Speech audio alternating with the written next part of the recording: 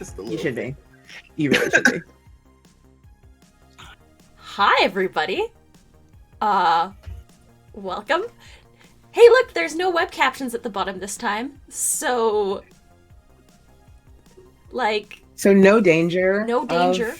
No danger of anything. of dick jokes right off the bat. I don't know why we would even bring that up. I mean, who would tell such crass jokes? Who would yell about Who indeed? who would yell about their dick at length? I wouldn't say it's at late. Fuck. Not really working. Not really helping myself there. Welcome. Thank you for the subscription, Malkuth Soldier. Oh, Holy there's shit. founder explosives everywhere. I know. Yeah. So, hi, welcome That's to how you Morning say Ritual, that, I yeah. guess. We're gonna talk about things and stuff. Or it's not even as simple as that. That's right. That's fair. Lauren's already called you out. She already knows your personal brand. God damn. It's your brand. I try to tell everybody. I am not nearly as filthy as people think that I am. I'm not. I'm not naughty. I'm a good boy. Yep. Super wholesome. Yep. Chaste even. Some might say. Hey, you have to Some laugh might like that. say Wow. that some being you. Wow, you said the C word. Yeah. Chaste. Mm-mm. How's everybody doing? How's everybody feeling? How is... Fuck. We're already there. We're starting off strong. HOLE. Yep, S-O-M-E. we're already in it. Ooh. Exactly, Aw. Peak Geek. Thank you, Jenny. Wholesome. For the wholesome, not Nice. wholesome. Or the wholesome. Nice. I appreciate that. I appreciate that, Joe. Thank you for dropping the biddies to my spouse, who is literally paying bits out of our bank account.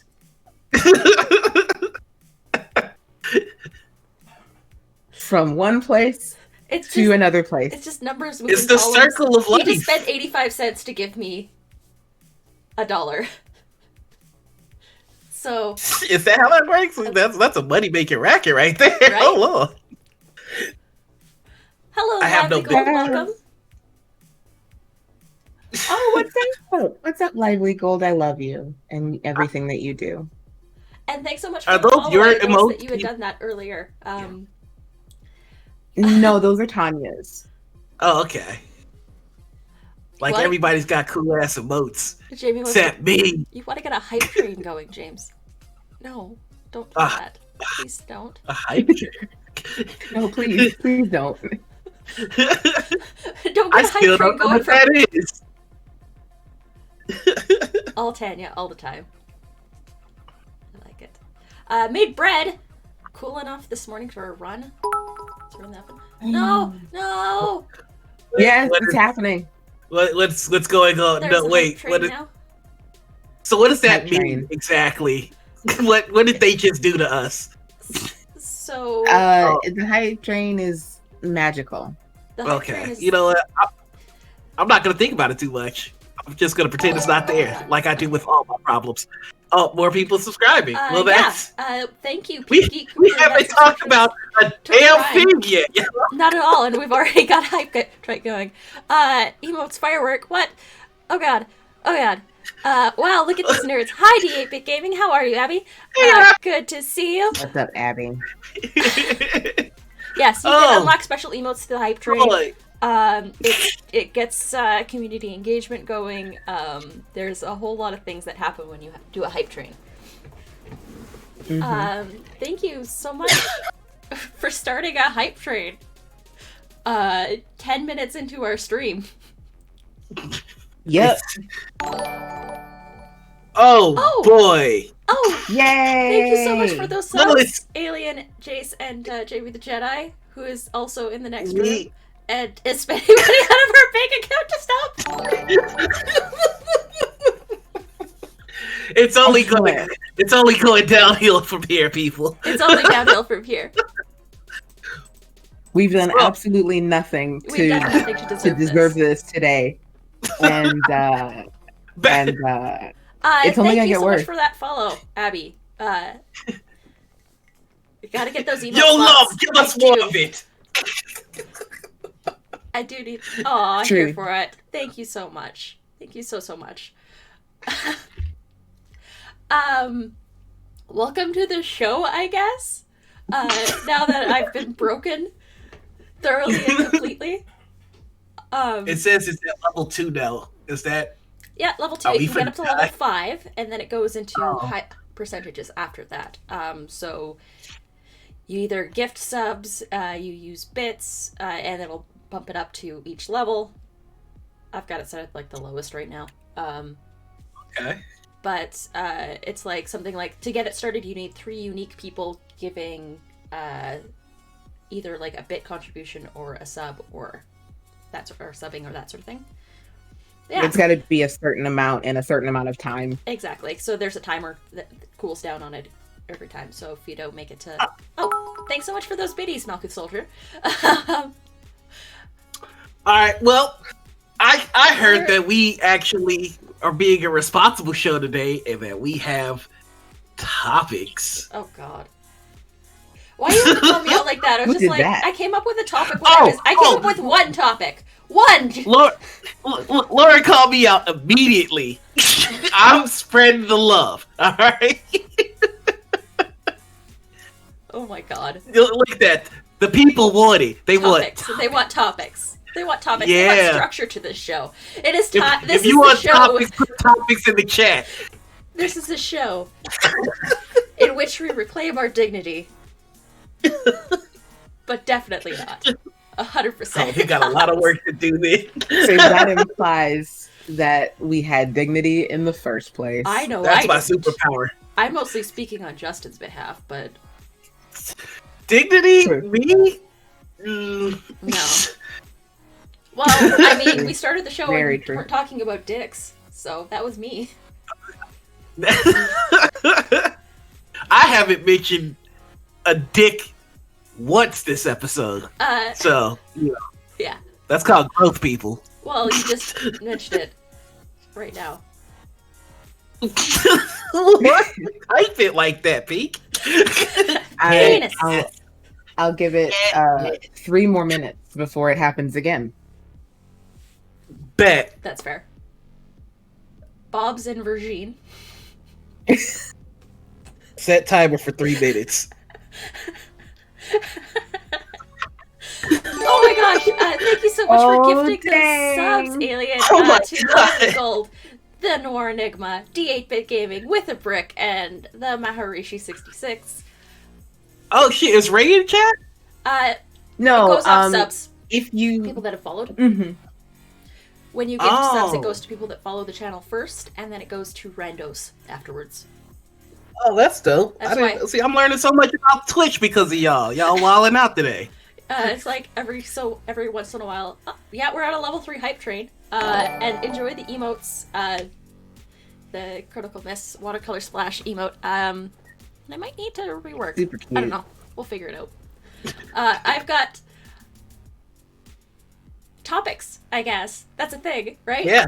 I think the first topic actually came in our group chat before this, when we were in the green room, was which critical role cast member could you beat in a fight?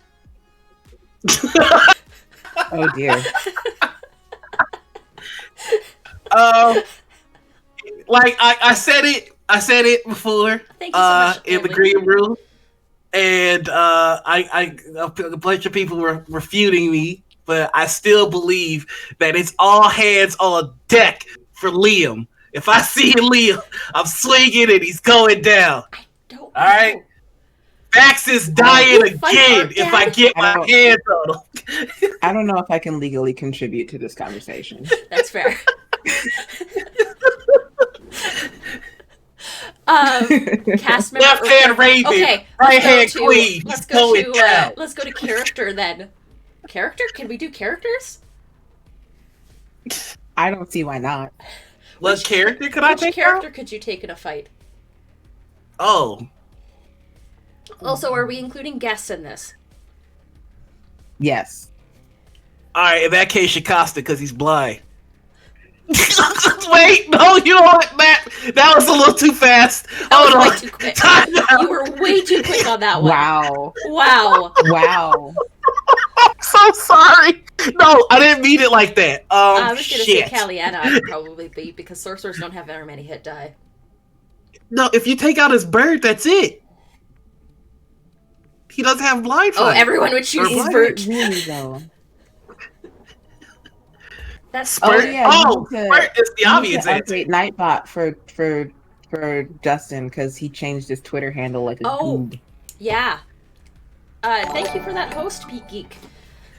Yeah, everybody would choose for cans, edit, co-host. All it is just adding the in front of it. Well, if I had to pick a character, I don't know because I am just a normal human being. So then I'll Caleb. Penis. The timer's up. The timer's up, and now penis has been said. I beat you. That's all also right. because I had a topic. LaTia will remember this.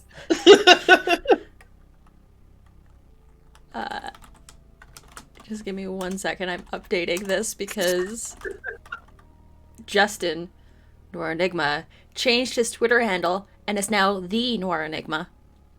Uh-huh. Then someone's timer go off and then it was just penis. I mean, yeah, in a fist fight with no magic, definitely you could beat Caleb. Mm-hmm. That's what Malchus Absolutely, Caleb. No, and that's what I said. Like, if I had to choose a character, as a normal human being that I am, Caleb. Caleb. Yeah, that's You right. know what? I still think that somebody in chat had the right answer. It's Spurt. It is Spurt. You could totally beat Spurt in a fight. I Anybody can beat Spurt in a fight. wouldn't want to beat No. Spurt in a fight. Is the thing. I would not have a problem. I don't know though, because if you think about it, as a normal human being, Spurt also has access to bees, so if you're allergic, that's a problem. I'm not. There's a scorpion And skunks. and a skunk. Do you want to Oh, fight? Do you that also want to is- fight a skunk? That is unpleasant. Yeah. I don't know. I feel like my initiative roll would be higher than Spurt's. Just as a dude. And if I get one swing on him, that's it. Yeah, the scorpion on a stick is also a thing, because like then he's got range on you Yeah. and poison. So I Yeah. mean, do we get to equip ourselves for this fight? Because if Um, we get to equip ourselves, like I have slight proficiency with bows and arrows, so I could. Slight I could proficiency. take. I used to go. I used to go down to the range a bunch. It was right by my house. oh, you went to that one? I've always Yeah. wanted to go there. Oh, it was really good. Except I stopped going once I saw they had Obama targets. That wasn't great. Oh, Oh. that. Well, given where we live, Yeah, where I live and you live. I used to live. Well, it wasn't surprising, but yeah, I would go to the so I can pick up a bow and do some damage. Okay, we're gonna. I'll just use we'll set my, the rules then. Fist fight. No holds Fist barred. fight. Fist fight. Fist Okay. fight. And Spurt has to use his fist too, then, right? Well, yeah, no. If it's a fist fight, it's a fist fight for everybody. Yeah, exactly. Yeah, then Spurt's going down 3 swings. I'll give him 3. Thank you everybody for that level 2 hype train. Mm-hmm. You haven't thoroughly broken me yet. Yeah. So I think I'd go Caliana. You think you can take Caliana? I think I could take Caliana. I'm also fighty. Okay. I mean, I've never actually. Yeah, I don't know. Maybe. I'll give it a try. I'll give it a try. All right. So here's a question: if you could be any two combination of Critical Role characters, who would they be? Which two would you pick? If And could I pick think combination the of any ultimate answer, yeah, the ultimate answer is Grog and Keyleth. I think if I had the abilities of those two together, I'm set for life. Yeah. two. Well, you can't cast spells when you're raging. True. Shit. I mean, but it's just like it's if the spells don't work, then I'm putting the pause on you. Oh. I'm turning into a bear and just rah rah rah. Yeah. You can rage as a bear. Oh. I forgot about that. Yeah. Yeah. That's a thing. Grog Caleb says Malkuth Soldier. Yeah, Caliana does have claws, you're right. I take back my answer. She has yeah. one claw. She has just the one. So it's like you just gotta, you gotta stay off her side. Like Yeah. if she fights like this, like she's gonna go in for like the punch and then the hiya. Yeah. And so, yeah. Who's your kid? Welcome to the chat, Who's your kid? Who's your kid is here. I am here. He's been here the whole time. Yeah, real quick, what race was Caliana? Now that I think about it, I don't. She was an Black elf. dragon. Yeah, because she was a draconic bloodline sorcerer. So somewhere along the line there was some dragon, That was but I think some homebrew most shit of her was Mercer elf. put together then, essentially. Oh. No, it was just half elf. Half elf based stats. No. Or no? Mm-hmm. Yeah, it was half elf based stats, but Yeah. draconic bloodline sorcerers will usually show that they are draconic bloodline in some sort of way, whether it be like, a patch of scales or, a funky half tail or whatever. But Caliana presented that draconic bloodline as in being literally half covered in scales. Yeah, but it's the claw that I'm curious about. Like mechanically, I don't do. It didn't do anything mechanically. No, I don't think it would. Oh, okay. It wouldn't add extra piercing or slashing damage. It's just aesthetic. She never used No, the never- claw. That claw. Okay. Oh god. So we're going into 90s TV references now. Or movie references. Sorry. Mhm. That All right, so what's bad. everybody else's two CR character combinations? I have to be true to myself and just be a straight up Marisha with Bo and Keyleth. Oh yeah, that's good. That's a good answer. I mean, Monk Druid is a really good multi-class combo anyway. Yeah. And Anything You can monk study is good though. As a dragon. Vex combo. so Rogue Ranger Paladin. Rogue Ranger Paladin. Actually, that would be not bad. Hi Ash. Welcome to the show. Cat. Yeah, she likes to make her presence known at all times. It's on for stream cat. She is a stream cat. I like how nobody picked any of Sam's characters. I no. I mean, I do love Scanlan. Scanlan is great. Bards are great. I love bards so much. Here she is. She just It's time for stream cat. cats on stream. I'm gonna say here's the question: do you get just their abilities, or do you have to live their backstories too? That's an excellent question. You just get their abilities, and their gear. All their abilities, none of their trauma. None of their trauma. Exactly. Like you wake up tomorrow and you have all of their gear in a chest next to your bed, and all of their abilities in your head, and you know how to do them. Oh man, if I woke up with Bo's abilities, no one could stop me. I would No run one. immediately. It's over for you. It's like what I can if I dash, I can move 170 feet around. Justin, I'll be at your house in 10 minutes. I mean, okay, so here's my question. Here's another one. Welcome, Big Dad. Because I'm asking. Hey, what's up, buddy? Do you feel like you have any character that could go toe to toe with a member of Vox Machina or the Mighty Nine because I've got money that my Shatterkai monk could take Bo. I was about to say Dahani would probably be the one.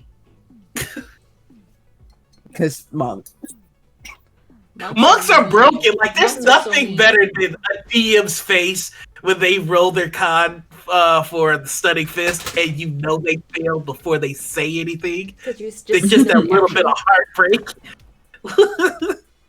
And also, Dahani can fly.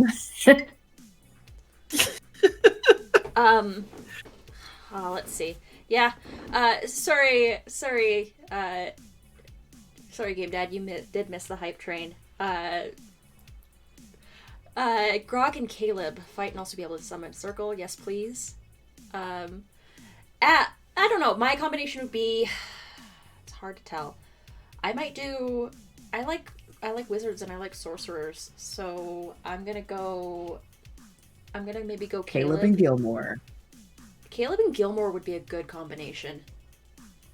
If we're counting NPCs as well, or Caleb and Allura.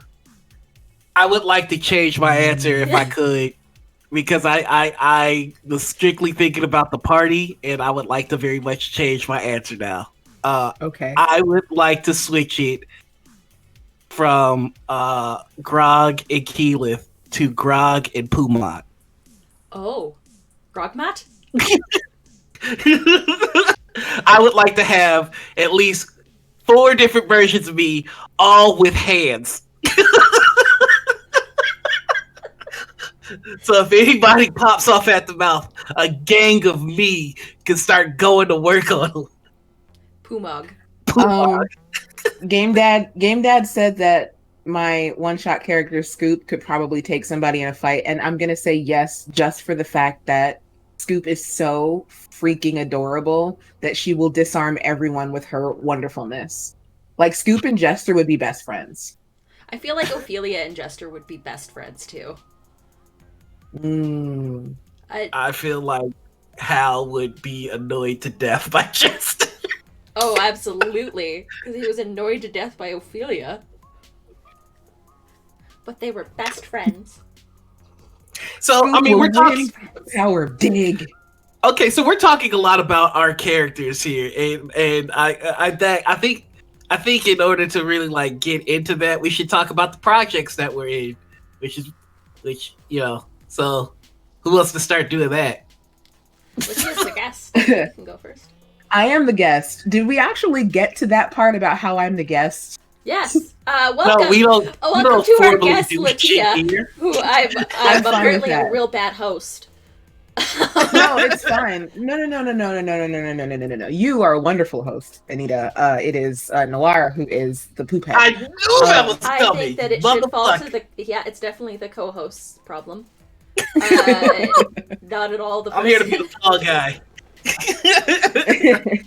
I'm gonna answer Malkuth Soldier's question real quick. He says they say, I'm sorry, I don't know your pronouns. Since I'm a little new here, are y'all folks GMs or mainly players? I am all the things. Same. Generally though, I'm a forever DM and GM. I play very rarely. It's a joy. I'm going to say yes. I am a GM and a player. I'm kind of more around the scenes currently as a player, but I'm looking to fix that soon with a couple of projects in the works. Balancing the spoon on the nose is real good. You weren't supposed to be watching me. Yeah, I'll go first with the things that I'm doing. Yes, please. I am in Rivals of Waterdeep, which is a D&D sponsored show on the D&D channel. I play an Aarakocra monk, the most broken of race class combinations, because my fly speed also increases with my monk speed. Holy shit, it does, doesn't it? It sure does. Oh shit. Wait. As an Aarakocra, you get piercing damage with your talents too, right? Sure do, and they are monk weapons. And the count is magical, and you can stab ghosts. Oh, okay. I'm sorry. I'm freaking out. Go ahead. I'm sorry. No, it's okay. I'm actually now amused by you balancing your coffee on your head. You Good job. started it. I feel like that needs to be a thing now. I need something to balance in my head because I I don't want to can't. go full cup of coffee. My bun won't let me. I am centered. my illithid bag. Yes, my game dad has one with when I cannot talk to all birds because Dahani has a charisma of 7. I Oh, still remember that episode where they were just like, "There's a bird, go talk to it." Like, that's racist. I mean, it felt sure. Let me and my -2 to persuasion go talk to somebody. All right. wow, that's almost like first couple episodes not the brave charisma right there. But other than Rivals, I appear in one-shots all across the internet. You can catch me in one later this afternoon, for The Longest Day, which is an Alzheimer's charity organization thing. They usually do stuff on the solstice because it's the longest day of the year. But I guess they postponed things because we live in a hell world. We are in the darkest timeline. We are in the darkest timeline. So yeah, I'm playing in a game on Saving Throw Show later this afternoon. Nice. Hey, mod in chat, James, would you be able to throw a Shadow saving throw show? Hey. Because that's a thing we can do. Who you playing with? I'm playing with. Hold on, let me pull up the thing because I don't think it's actually been announced. I mean, like it's a thing, but I don't think we've put up any. No, well, I get that. It. I'm playing with. So, Quiddy, Abria Iyengar is our DM. Nice. I'm playing with Adriosa, who I'm not familiar with, Ash Minnick, who is on Q Times, Chris Lamb, who this will be their first stream, I believe, and Havana Mahoney. Nice. Nifty. So that's gonna be fun. Just got a message, probably from my mod. How do you spell that? I'm sorry. Like how I got a Saving text throw message show? from my mod, who is in the next room. Saving throw show. It's Actually, you know what? You can just throw the link in chat. Yeah, they are. So we'll be there. No, it denies me. Are you kidding me? I've been. You've been blocked. I've been held. How dare! How dare! There we go. There we go. We did it. Hey, there we go. We did it, James. We're professionals. Thank you. All right. I was rejected. Rejected, denied. Oh, I need to fix that. But yeah, I'm all over the internet. I literally live in it. Like once this is over, I'm crawling into my computer screen and going to bed. like a reverse version of The Ring. Correct. Like my second monitor. My second monitor wavers because my background is actually of a forest right now. So my second monitor will waver. I will just reach my hand in and then I will be in the Feywilds of my computer, where I shall live happily until it's time for my next show. I could actually do that. That would be great. If I could just live in the pastel watercolor world of my desktop. Follow-up question. What have you been doing with including LGBT characters in your world building? I decided that one of my world's creative deities is gender fluid. Malkuth Soldier does a lot of world building in the Critical Miscord, and like just in general. Nice. I try to play LGBTQ characters. My Ophelia is canonically bisexual. She's very attracted to the party cleric.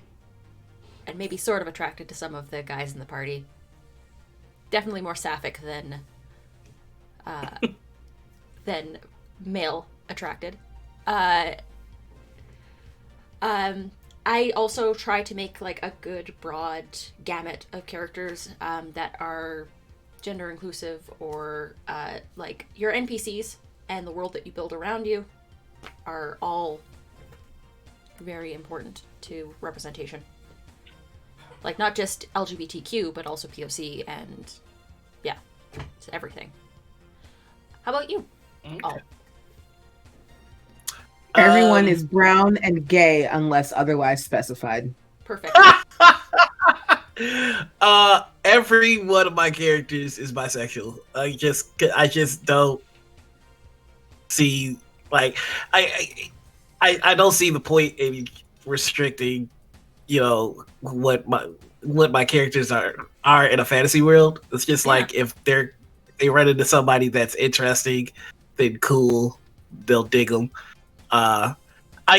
This is something that I really have been thinking a lot more about. I am a straight dude, and I'm very wary about when people that aren't black or brown play black or brown characters, and I'm just like, I want to make sure that I don't do any of the awkward shit that I've experienced when white people play black people. I think we've all had that moment. Like my favorite one, and I'm not calling out anybody in particular, this was like a while ago. I had a DM that described a dark-skinned man as a dusk-colored man. So I don't want to do that to anybody whose identity that I don't share. So it's just I'm very wary about how I represent LGBTQ in my games. Whenever I have something that arises, I always try to make sure that I'm conscious about it, and I ask my friends that are queer, like, is this cool? Is that okay? It's something that I just try not to take lightly, because when you do, you get dusk-colored men. And that's an interesting thing, because to me, like, is it dust with a T or with a K? With a K.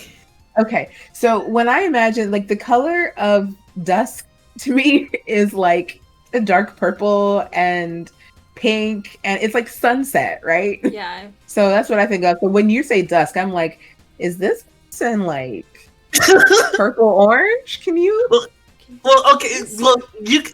Morning, Sister.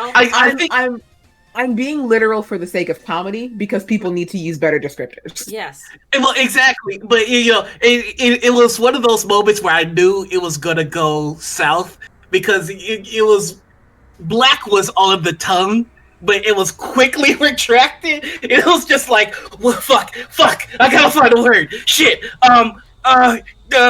Dusk colored man. His skin the color of olives. just bro. Olives? Like let's like, and I understand the difficulty of it. Yeah, there is, olive skin is a thing. It is a really weird choice. Olive colored skin is mostly used to describe people from like the Mediterranean. From like Greek. Yeah, so like Greek people and people from that region. But it could also be, like, for example, olive colored skin caused some controversy in the Hunger Games, because Katniss was described to have olive colored skin, and people were like, what does that mean? And then you cast Jennifer Lawrence as Katniss, and she definitely doesn't have olive colored skin. So, like, what even does that mean? Like, and the thing is, I just feel like people freak out about it because they don't put thought behind it. And the more thought you put behind your NPCs and the characters in your world, the more prepared you are for those moments when you have to describe them.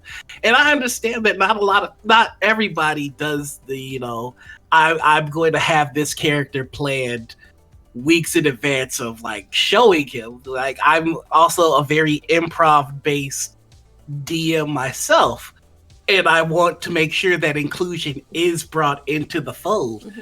And when you're not LGBTQ, but you want to represent LGBTQ, then the difficulty of not knowing can lead to that awkwardness the same way that a white guy trying to bring in blackness into their game can be awkward as well. And that's where I think that it's important to make sure that you have people around you that that are that do Are that. you know, that are that exactly. Yeah. It's just like you if you are surrounded by nothing but white dudes all the time, and then you only think to have a black person in your game because a black person ended up at your table, you're gonna get dust colored man.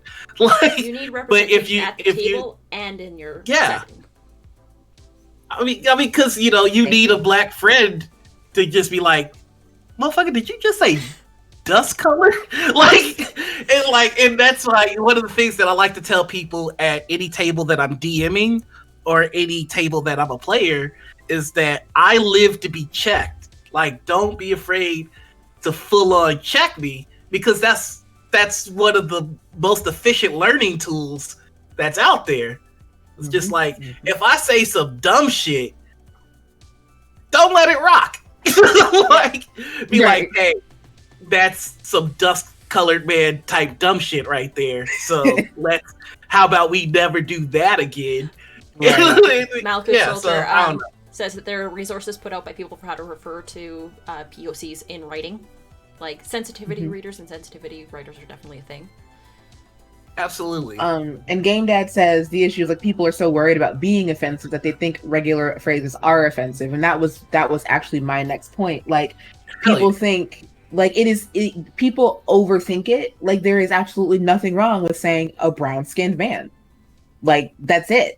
Just his skin is brown. Does he have you could get a little bit more descriptive. Sure, warm brown skin, dark brown skin, cool brown skin. Like, if they're from a climate where they don't get a lot of sun and they're a little bit paler. But how dare you, Game Dad? I swear, man, get out of my head. But yeah, just don't overthink it. Like, but don't underthink it either, I suppose. Also. Don't like, just think it enough. Here is the right think. Here is the right think. Think here. Don't obsess. Don't obsess over give a shit. Give a shit, but don't obsess over it. Mm-hmm. Or makes a mistake and opens up to being roasted. I mean, that's how I live most of my life. Honestly, I run into a wall and people go, "Yo, dumbass, ran into a wall." I'm like, "Well, I don't want to do that again." And then I'll do it 2 or 3 more times, and then I'm like, "Okay, for real, I should stop." And then we'll talk about it forever. Yeah, remember that time he ran into that wall? Remember that time last stream when the web captioner didn't refresh before the second? Yeah, exactly. And you notice that I didn't talk about a dick at all before the show started. Not overwhelmed or underwhelmed, just whelmed. Just whelmed. Just whelmed. Can you ever be whelmed? Okay, Robbie. Yeah. Love Young Justice, that's such a good show. Anyways. Yes, I definitely agree that you just definitely need to think about it. One of the ways that my friend Matt does it in his games for representation is he just says it really plainly. Like, this character is black. They use they them pronouns. Like, you don't need to get super invested in like dusk colored man or like describing. You just need to say, here is this character, here's what they are. Here's how if they are. If dusk colored man becomes like the slang for that dumb thing that white people do, I'll be so proud of myself for my contribution to the TTRPG community. Like, oh shit, he's about to go dust colored man on us. Hashtag dust colored man. Yeah. Make that the hashtag, everybody. Put it in the chat. Hashtag dust colored man. Well, tabletop is fantasy. We should be as inclusive as possible. I'd also like to point out that historically, there is more inclusion than people think. Oh, that's because, history is totally written by white people. White people. 100%. They miss so much. Like, it's crazy how much more about history I've learned this year than I did in all of my fucking years of schooling. Dust Colored Man sounds like the sequel to Dust Colored Man of Madame. Yes, that's like Lauren says, blues and purples. Blues and purple. Exactly. Now, and you can absolutely have a blue and yes, put a blue and purple man in your settings. He is the only dust. Dust-colored man allowed. Wait. The dust-colored man is a character now. Yes.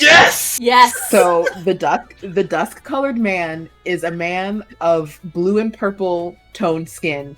He shines like the stars. Yes. And he's an air ganassi. Yes. Yeah. he is a space dust ganassi.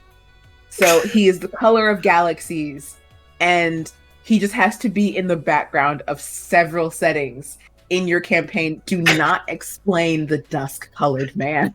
He's just always there in every scene, present and watching. Can he show up specifically when the DM gives? Can he show up specifically when the DM gives a shitty racial description of somebody?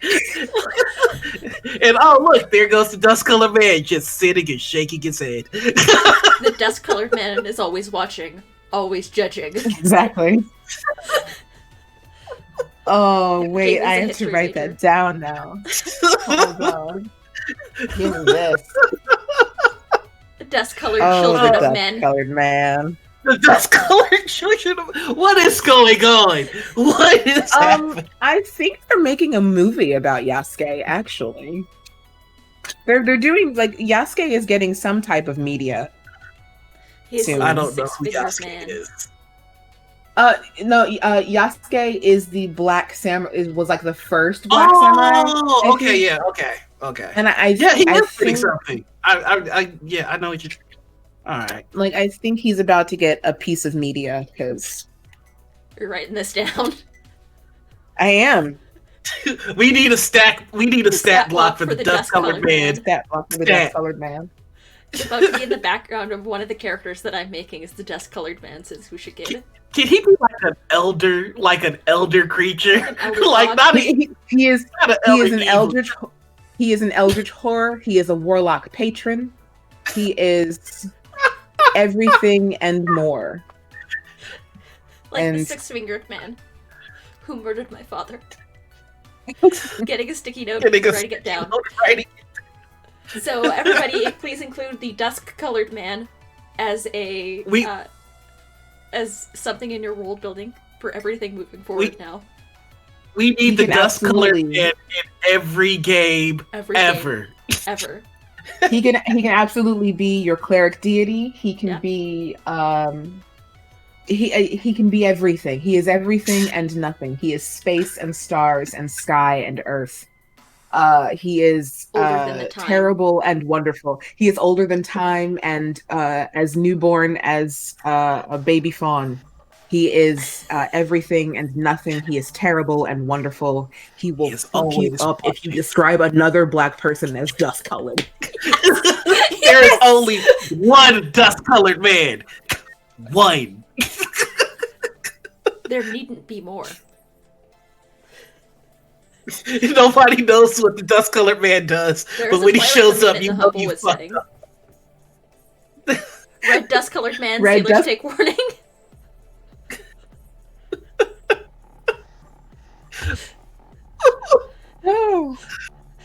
There's always the treat. He's everything inside of you that you wish you could be. He does say all the right things at exactly the right time. He means nothing to you and you don't know why. They say the dust-colored man lives in the vertical horizon. He does. Domain, like you reach the domain of the dust-colored sun of the dust-colored man by following the sun. You'll know when you get there. 90s movie references, check. 90s music references, double check. God damn it, I want to listen to that song now. It's a good that song. Shit used to be my pop. I don't know if they had another hit after that. Nope, I don't know why I know the band's name. It is Vertical Horizon. Or is it Vertical Horizon? Yeah, it is. Yeah. I don't know why I remember that. They had one more. I don't have calculus in here, but I've got Vertical Horizon. I hate my brain. Oh no, I have no knowledge of whatever I learned in high school, whatever English. I could have had physics in here, but instead I remembered the fucking jingle to every carpet company in the Chicagoland area. Just going through my head. 588-2300. Empire.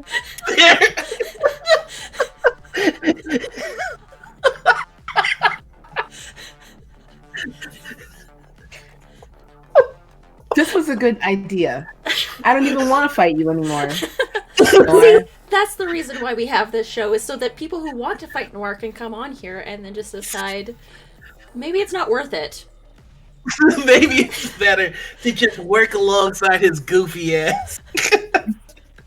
Power Ranger team coming together to fight the Dust-Colored Man. No, the Dust-Colored Man is not your enemy. No, the Dust-Colored Man is not Unless you make him your enemy. And if you made him your enemy, then it's already too late. Then it's all over for you bitches. You know, and I know I made, look, I need to pause for a second. I know I made the whole sex, the sex commercial joke, you know, add a little chocolate to your game and whatnot. But if you describe a black person as chocolate, I'm fucking you up on sight. Like, food descriptors are so gross. I hate it. I hate it. Very much agree. Or you know what? No. Here's what I'm gonna say. If you are going to use food descriptors for black and brown people, you must be equal. You must describe your next white NPC as mayonnaise colored. You have to. It's the rules. An elf shows up, skin the color of potato salad.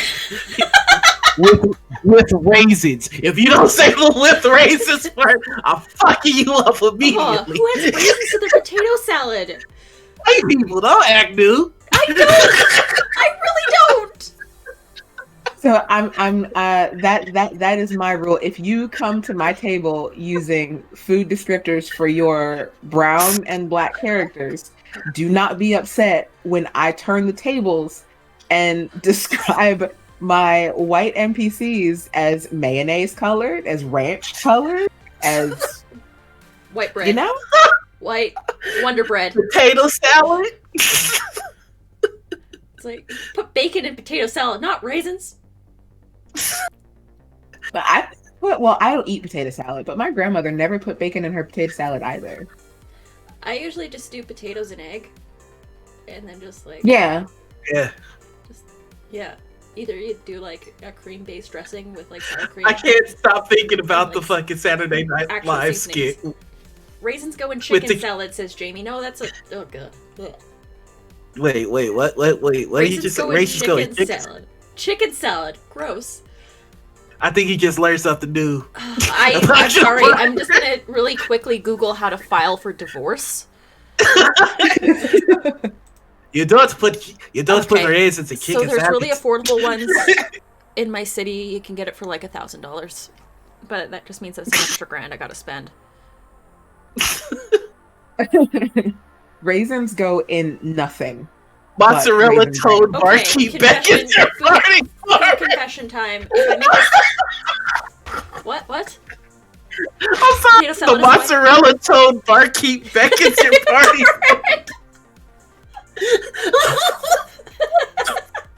I love it. Yo, I think we like changed the game. That's what the morning ritual was. Flipping the script on white folks playing TTRPGs. Now you know what it's like. Right? Yeah. If your potato salad is white, you have entirely too much mayo in it. Yeah. True. You got that done set. Oh, chicken salad. Have you ever had what came first sandwich? You mix chicken into egg salad and make a sandwich, and it's pretty good. Oh, my grandmother does that. What came first? The chicken and the egg. Raisins belong in oatmeal cookies. Do not at me. You know what, Jamie? I agree with you actually on that. Oatmeal raisin cookies are fire, and I will die on this hill. No. I will allow it. My one white person food confession is that I'll put raisins in coleslaw.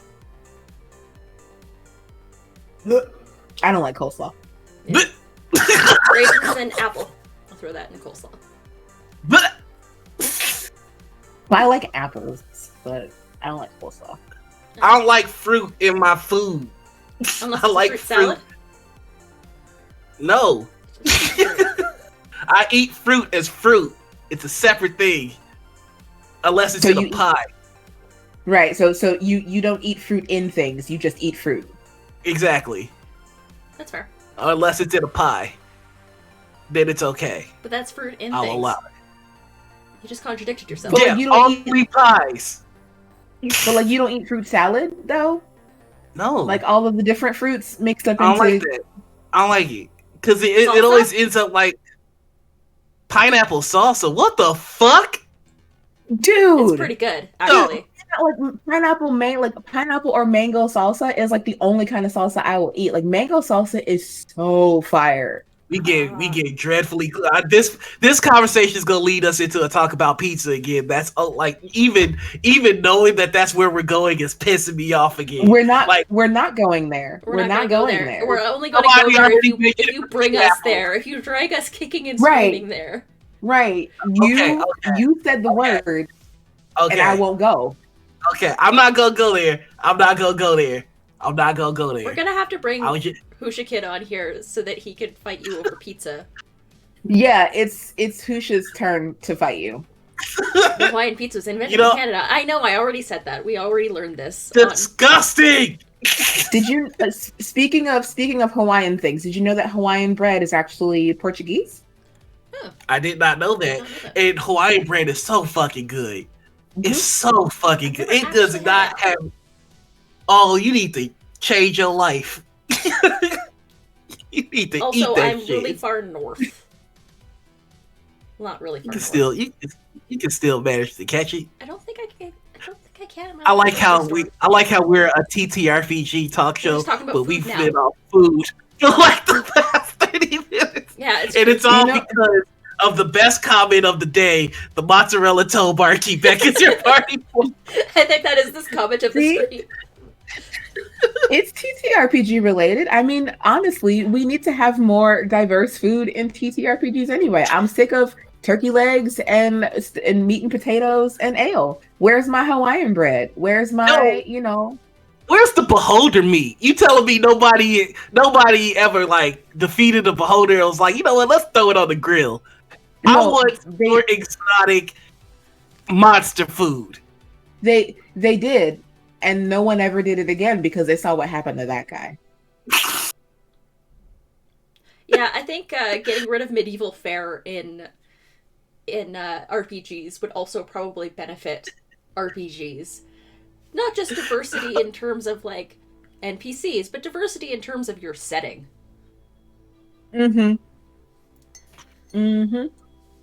Like, yeah, one randomizer for a menu that wasn't European food. Like boiled potatoes. Take me to Kalimshan and give me some, spiced hummus and like, not for me personally, but like really cool bug food because desert. Yeah. Nah. You eat what you got. I only eat rib tips. Like I feel like I feel like people don't really get into describing shit like this enough because everybody says I cast Heroes Feast and that's it. But like, what you got at your feast? Like me, right? hold on. Yes. No, wait. This is what is if you cast Heroes Feast? What's on your table? Oh, all right, let's go. All right. So, my Heroes Feast is a black barbecue cookout. we got wieners and burgers on the fridge. We got wieners and burgers on the grill. We got rib tips. We got barbecue chicken. We got hot links. For no reason at all, we got tamales. Ain't not one of us Mexican. But we no. It's the Mexican person that you have adopted into your family who brings the tamales. Hey, you know it's fire if they say it like that. Tamales, like see me, my tamales are whack because I'm calling them tamales. But if somebody showed up, they're like tamales. Somebody has to bring the tamales. know it's gonna be good. We got the potato salad, no raisins. we got the fucking macaroni and cheese with like in the entire first layer is like charred. So you know it's gonna be. So is it a baked macaroni then? Oh, Or it's is baked. it It's Hello, baked. Rose says thank you for those bits. Hushika says it's basically Thanksgiving meal. Basically, and Kool-Aid, soda, just Kool-Aid? and Crown Royal. Bro, my hero's feast is banging. That is fantastic, and I will be there when you cast Heroes Feast. When you get a gem encrusted bowl with the ability to Right, when you get a gem encrusted bowl worth 1,000 gold. Can you get a gem encrusted pot? Like what? It's a gumbo pot. It's like a big old gumbo. No, hold on. Wait. It's not that. It is that black, white, speckled. Yes, I know exactly which one you're talking about. Yes, it is that pot that somebody has like fit gems onto, so that it counts as the gem encrusted bowl. But it is that the boiler. It's the big old boiler that every black family has. Yeah. Sphinx says that it's gumbo, boiled crawfish, baked or boiled potatoes, sausage, potato salad, and crawfish pasta. No one is going to be able to move after that hero's feast. Bro, everybody catches the itis after our hero feast. Mine is going to be like a buffet. Like it's going to just be like the all you can eat buffet that you get at like a really good, like, I'm not going to say Golden Corral. I'm going to say like a good, like, there's a buffet sushi restaurant in my town. And like that's just going to be it. It's just going to be like all of these like all you can eat like items, just really greasy, real bad for you, but it coats your soul with a layer of grease. Okay. Yes, absolutely. I mean, honestly, so I ate at Golden Corral for the first time sometime last year, and it was my first time going to a buffet in a very long time, and didn't hate it. Like, I don't know where Golden Corral sits in the buffet hierarchy, but that's fair. I mean, I like ones that are locally owned and operated over the chain ones. Oh yeah, that makes sense. Yeah, to be fair, we don't have a lot of buffet style restaurants up here. No, we really don't. We really don't. You can get Chinese food buffet, and that's about it. Yeah. Like, we have a Golden Corral. The first time I had it was in Arizona. Yeah, there was when I lived closer to you, LaTia, there was Osaka's. They're still here. That joint was whoo!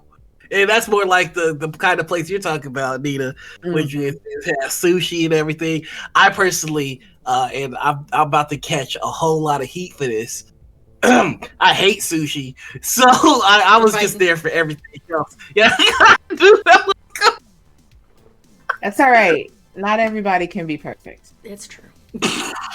I mean, if you wanna eat uncooked shit, have that. But I like my food dead. I mean, it is dead. It's dead. I mean, like your shit is a lot closer to alive than how I like to eat dead it. and charred. You like I like your food kissed by the flame. Exactly. I'll you know what, if I can still see veins in it, it's not dead enough for me. I don't know. How about you, LaTia? No, go ahead. No, go ahead. No, I was gonna say I was gonna answer the Heroes Feast question, and then Malkuth had another question for us. I don't want to forget it. Oh, nice. So my Heroes Feast is very, very, very similar to Noir's, except my Heroes Feast also includes it includes gumbo.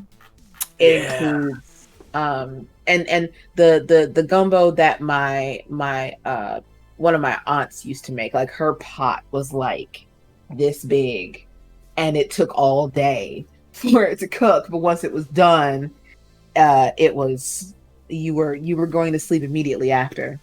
So gumbo and jambalaya and succotash.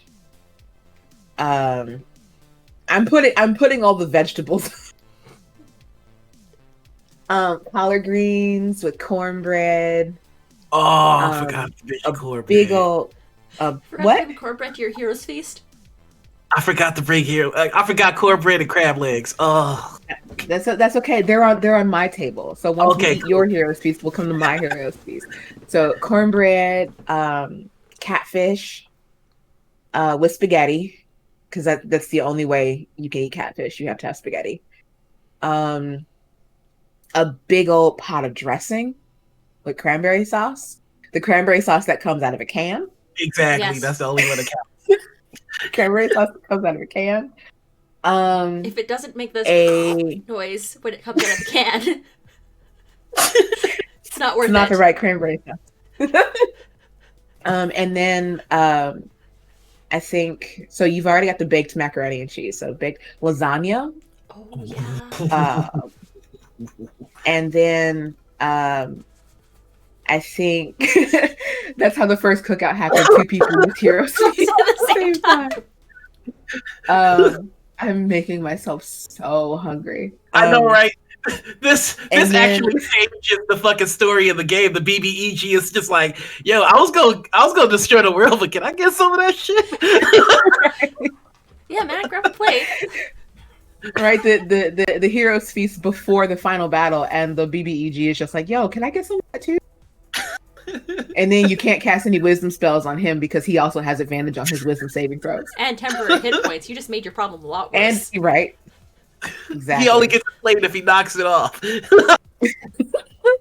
I was gonna destroy the world, but damn, them yams are fire. Yeah, sweet potatoes, and then a German chocolate cake, a pound cake, several sweet potato pies, and one pumpkin pie for that weird person who likes pumpkin pie. If that's one of y'all, you're the good weird, but I don't like Yeah, pumpkin that's pie. me. Yeah, me too. That's okay. But yeah, okay, so 2 pumpkin pies then. One for each of us. Yes, one for each of you. I'm then, sorry. Gaining weight listening to this conversation, and that's okay. And then Yo, for this is me- making me so bad I can't actually just cast Heroes Feast right now. Right? Right? And then for me personally, a McDonald's machine full of Diet Coke. Because McDonald's makes the best Diet Coke. And Sprite. I don't know what they do to their Sprite. So what it is, McDonald's and Coke have like this, like, it's not exclusive because obviously other places sell Coke, but like whatever they do to the machines in McDonald's, they must like lace them with crack or like the perfect amount of carbonation. Because like if you asked me to rate Diet Coke based on where I'm getting it from, McDonald's will always be at the top of the list. Yeah. Because their fountain drinks are delicious. They just got monks in the background, like of those machines, just fucking saying prayers and shit. Just blessing.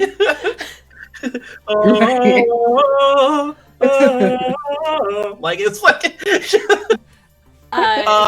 Yeah, BBEG. Malcolm, Can I get a plate to go? BBEG with the aluminum foil. Yo, but Malcolm does bring up a good point. He's like, you joke, but imagine like a bad guy that players respect and was a friend, and then they share one last meal before the battle. I think that would be a role playing moment that would just be fucking amazing. Mm-hmm. That would be beautiful and also dumb as fuck because you're boosting the BBEG, but still No. It would be like really heartfelt. It's right. It doesn't have to be like a hero's feast type meal though. It could just be like, the battlefield is over there. It is the long rest before the fight, and the BBEG comes over and is like, "Yo, got no weapons. I'm sorry it has, no weapons. I'm sorry it has to come to this. This is inevitable, but we're gonna sit down and we're gonna have a meal and we're gonna remember shit, and then we're gonna duke it out." I want that moment I in a want game. that moment in the game. Knowing me though, I would play it comically because I'm an idiot. It's just like, hey, I'm sorry that it has to come to this. You're an honorable foil, and if I'm the foil, I'm glad that it would be the likes of you that take me out. Also, you gonna finish Exactly. that? Like, you got. Can I get in on that plate? Because that looks really. I mean, I honestly feel like food is such a essential part of everybody's day-to-day life that it's not brought up enough in games. One of the things that I do try to do with all my characters is to give them a favorite food. Like, and I try to have that food represent their personality, where they're from, all that kind of shit. Like, the one that comes to mind is my Shadowkai monk, whose favorite Oh, food God. was toast and nothing on it, like just Dry like, toast. Just toast? Just just dry toast. It was like a treat to him. It was just like, I get to have toast. It's a good day. And if somebody put weird fruit paste on it, he'd be upset. Like, why did you ruin my toast? Or if Wow. somebody put like, it was just like, I get to have cow toast fat on his his toast, toast, he'd be upset. Like, you ruined it. Because he was a dry, boring kind of dude. So, like, He was Raymond Toast. Holt as a monk.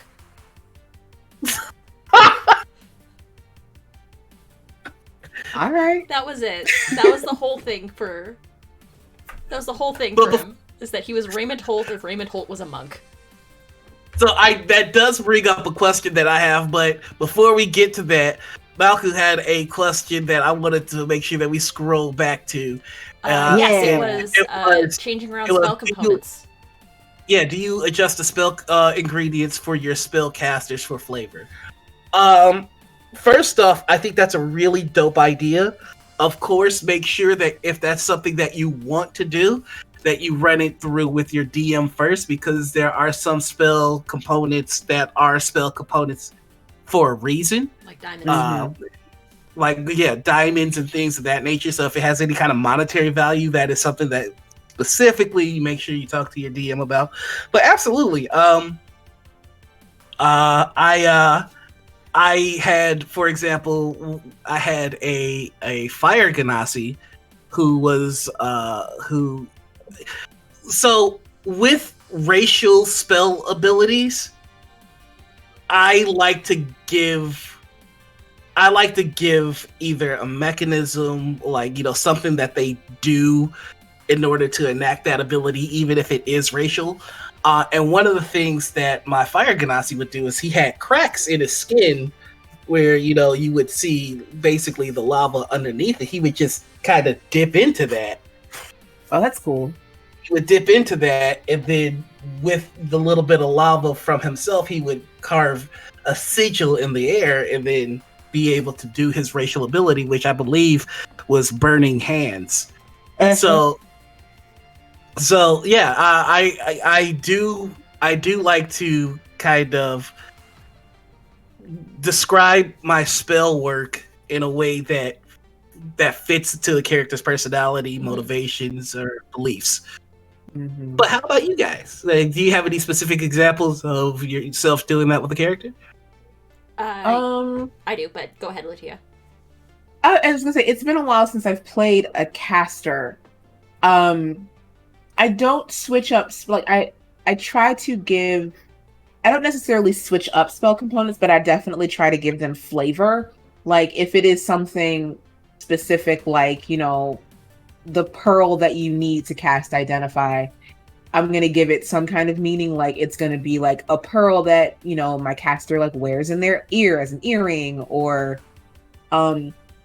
something that makes sense both mechanically and aesthetically. Like, a lot of my wizards, for example, tend to be women, or at least femme presenting. So they're gonna wear, like, a wizard who wears like a pearl net in their hair, and there is one specific pearl that if she's a fidgety type of wizard, for example, one particular pearl that she's gonna like fidget with while she's casting Identify or something like that. Mhm. So while I don't necessarily switch things up, I'm trying to make sure that spell components like that are given kind of like weight, Flavor and meaning. you know? Yeah. Yeah, I have an example of that too. Ophelia, or Odd, when she was Odd, had a leather bracelet that she had made from the scraps of the boots that Noir's character had made for her. And it was a leather friendship bracelet that she made a matching one for him, and that was her spell component for casting Mage Armor. Oh. So it was I like something that. was personal to her. Also, it was one of the very first spell components she was able to get because she started the game with no equipment. None.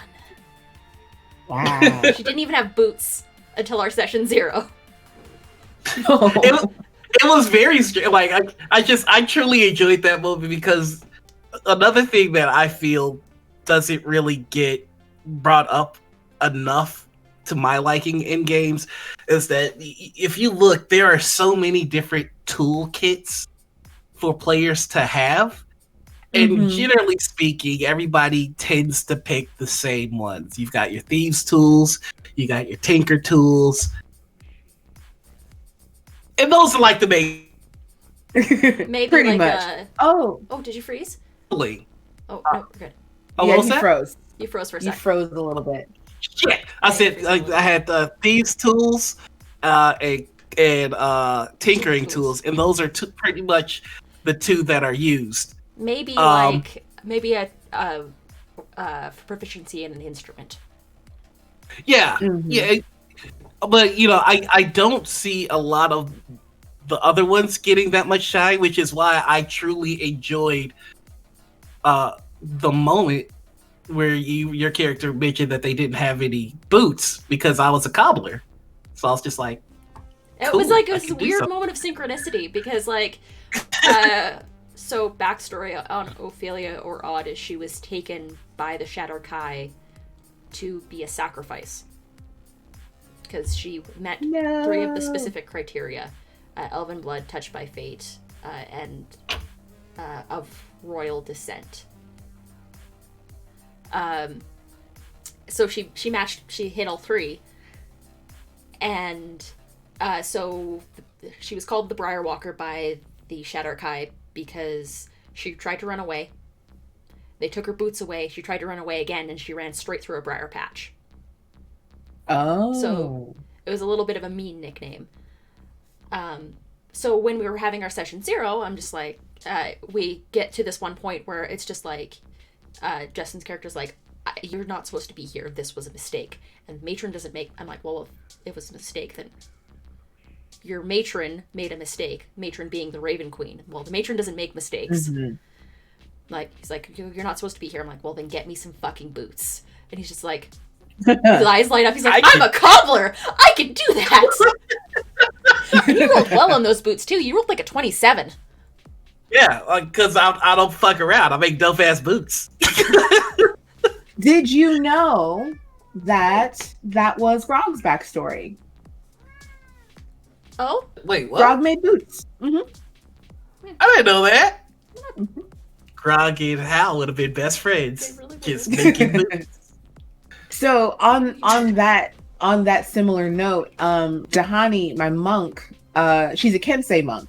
So at some point they get proficiency with either like with painter's tools or with a calligraphy set. Yeah. I gave her proficiency with painter's tools, and she has them because they are her darts. Oh. I like that flavor. So like she uses them. She goes through a lot of them, but she uses them to paint. But the blunt ends are sharp, and she keeps them on her so that when she needs to throw a dart at somebody, she's throwing one of her paintbrushes. Oh, that's so slick. That is actually real slick. So this brings me to another question that I have, which is like, what are some of the ways that you've kind of customized a character, or just changed how the official writing is presented in a way that you're proud of. Like, what's one of your world building accomplishments? Stop You would biting say. my cords. I don't God. have any of those. I've got one that I think is pretty cool, which is I had a caster that was mute, and so I changed somatic the way that they would represent somatic components. No, sorry, verbal components is with rhythmically, like stomps, and like I took inspiration from shit like Stomp the Yard and stuff. And so like it to me it's not exactly what's being said, it's the rhythm that's manipulating the weave. And so as long as you can still communicate that, you know, rhythmic pattern and still do the somatic components, you can accomplish the same thing as somebody that can just speak the words. And so I had folks terrified anytime they heard because something bad was about to happen. It's basically like a haka, but without the verbal. Yeah. Of it. Yeah. I like that. I think that you underplayed your contributions, LaTia, because the dust-colored man is a thing. You're right. He's always watching. He's always watching. He's looking over my shoulder. He's just over there. He's just off camera at all times. Just behind the screen. Mm-hmm. There is no dusk. There's only his presence. A big old cat. Oh, she's just so fluffy. I love her dearly. But tabletop games need more cane swords, umbrella swords, and the like. I agree. They do. They really do. This is a fact. So I had in one of my games a warlock. She played a warlock of Anansi, and Anansi blessed her. Nice. Anansi blessed her with he called it the pretty purple parasol, and it functioned as a spear. As well as giving her a bunch of other abilities. For example, of course, it allowed her to feather fall. And it also had what was it? It was one of the wind ones where, you know, if she held it up, she could loft herself up in the air and then use the feather fall to come down. Just basically very thematic. Mary Poppins. Very Mary Poppins style. And also it had returning because I spoil my players. So she could use it as a spear, it would come back to her Thor style. I missed playing that patron.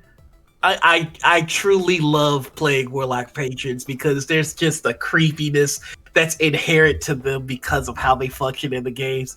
And I totally ripped off V from V for Vendetta and Anansi from American Gods to make him so he would always talk in alliteration, thus the pretty purple parasol. Alliteration and assonance. Voila, in view a humble vaudevillian veteran. I knew those come and do it. Victimless villain in both the vicissitudes of fate. This visage no mere veneer of that, and I'm done. Oh, I know you know the whole thing.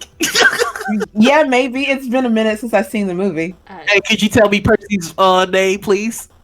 I'm sorry? Can you tell me Percy's name, please? Percival Frederickstein. No.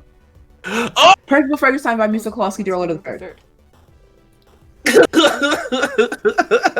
I was afraid for a second. I was afraid that I didn't remember a thing about the story. I know, right? I was just.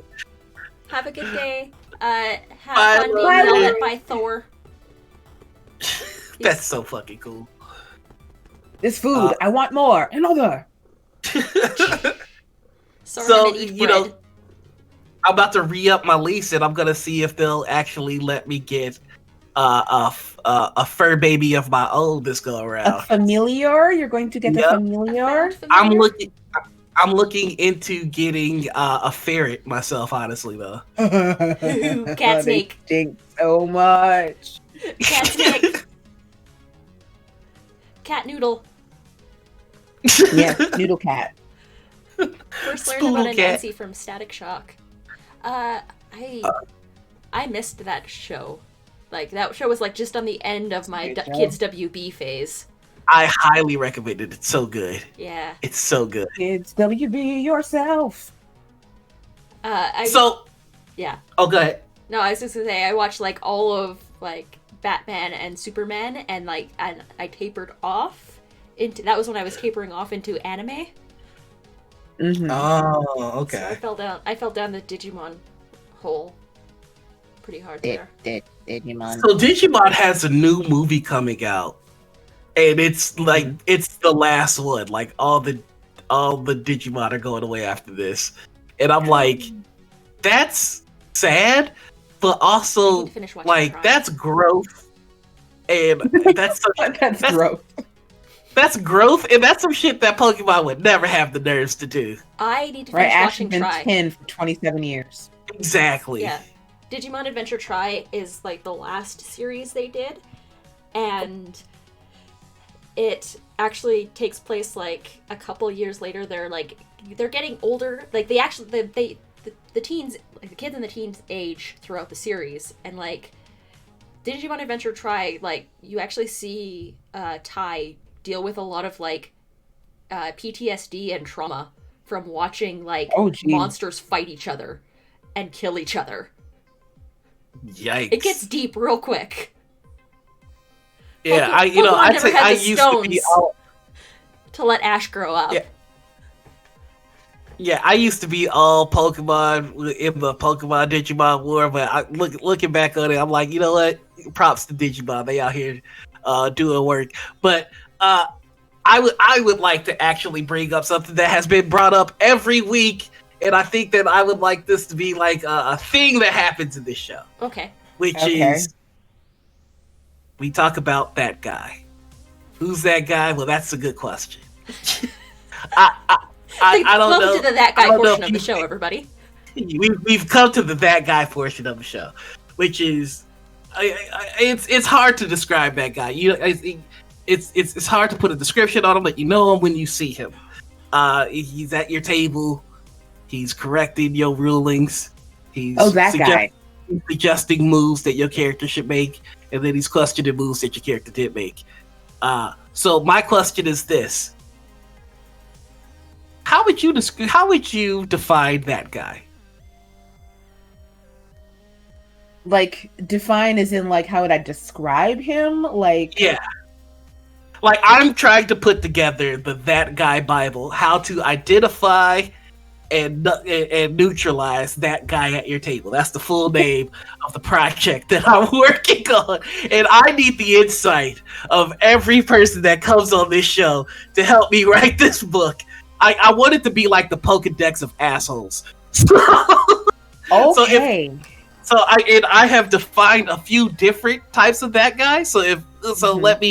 Let me give you a few examples. There's the chick clinger, which is if somebody is femme or femme presenting at a table, they usually try to cling on to that character, protect that character, even if it doesn't make sense. I.e., a wizard jumping in the way of a sword swing of a barbarian because the barbarian happens to be femme presenting. That happened. So yeah, that's the chick clinger. There's obviously the rule lawyer. We all know the rule lawyer.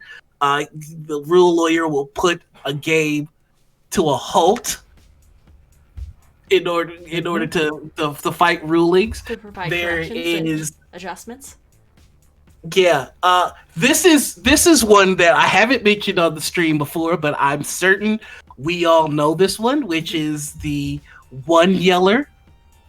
Which is when they roll poorly or if they roll a 1, you will hear about it all night. All night. Kind of. Just slightly to the right of the one yeller is the roll fudger, and I am one of those people. I'm one of those people who, if you fudge like I don't mind fudge rolls. Like if you think a roll, like if you think your roll needs to be better or worse for a nice role play opportunity, go for it. I fudge rolls behind the table all the time. I run for kids. I'm not trying to kill kids' characters, right? No. So I fudge rolls all the time as a DM, and sometimes as a player if I think it'll be funnier. But the person who is always saving, or the person who I had a kid who would do this. He would roll his d20 and then he would cover it really quickly. Like he would he would roll it and then he would hide it from view. And I'm like, no, you either re-roll it or you show me what it was. So the rules, the roll fudger who needs to be successful at everything, like if he's making every deck save, and you have, especially a character or a person you've played with for a while, if he's making every deck save and you know that he has like no modifier to decks and those numbers don't sound right, then I'm gonna point it out. Mm-hmm. Hell yeah. And Malku has one. One particular example I've got is the Traditionalist, who's been pitching a fit since Wizards of the Coast has been making changes to things like Strahd. The Grognard. Yes. The Grognard or the Neckbeard, I've heard as well, or the Alpha. Yes. The Alpha Nerd. Mm-hmm.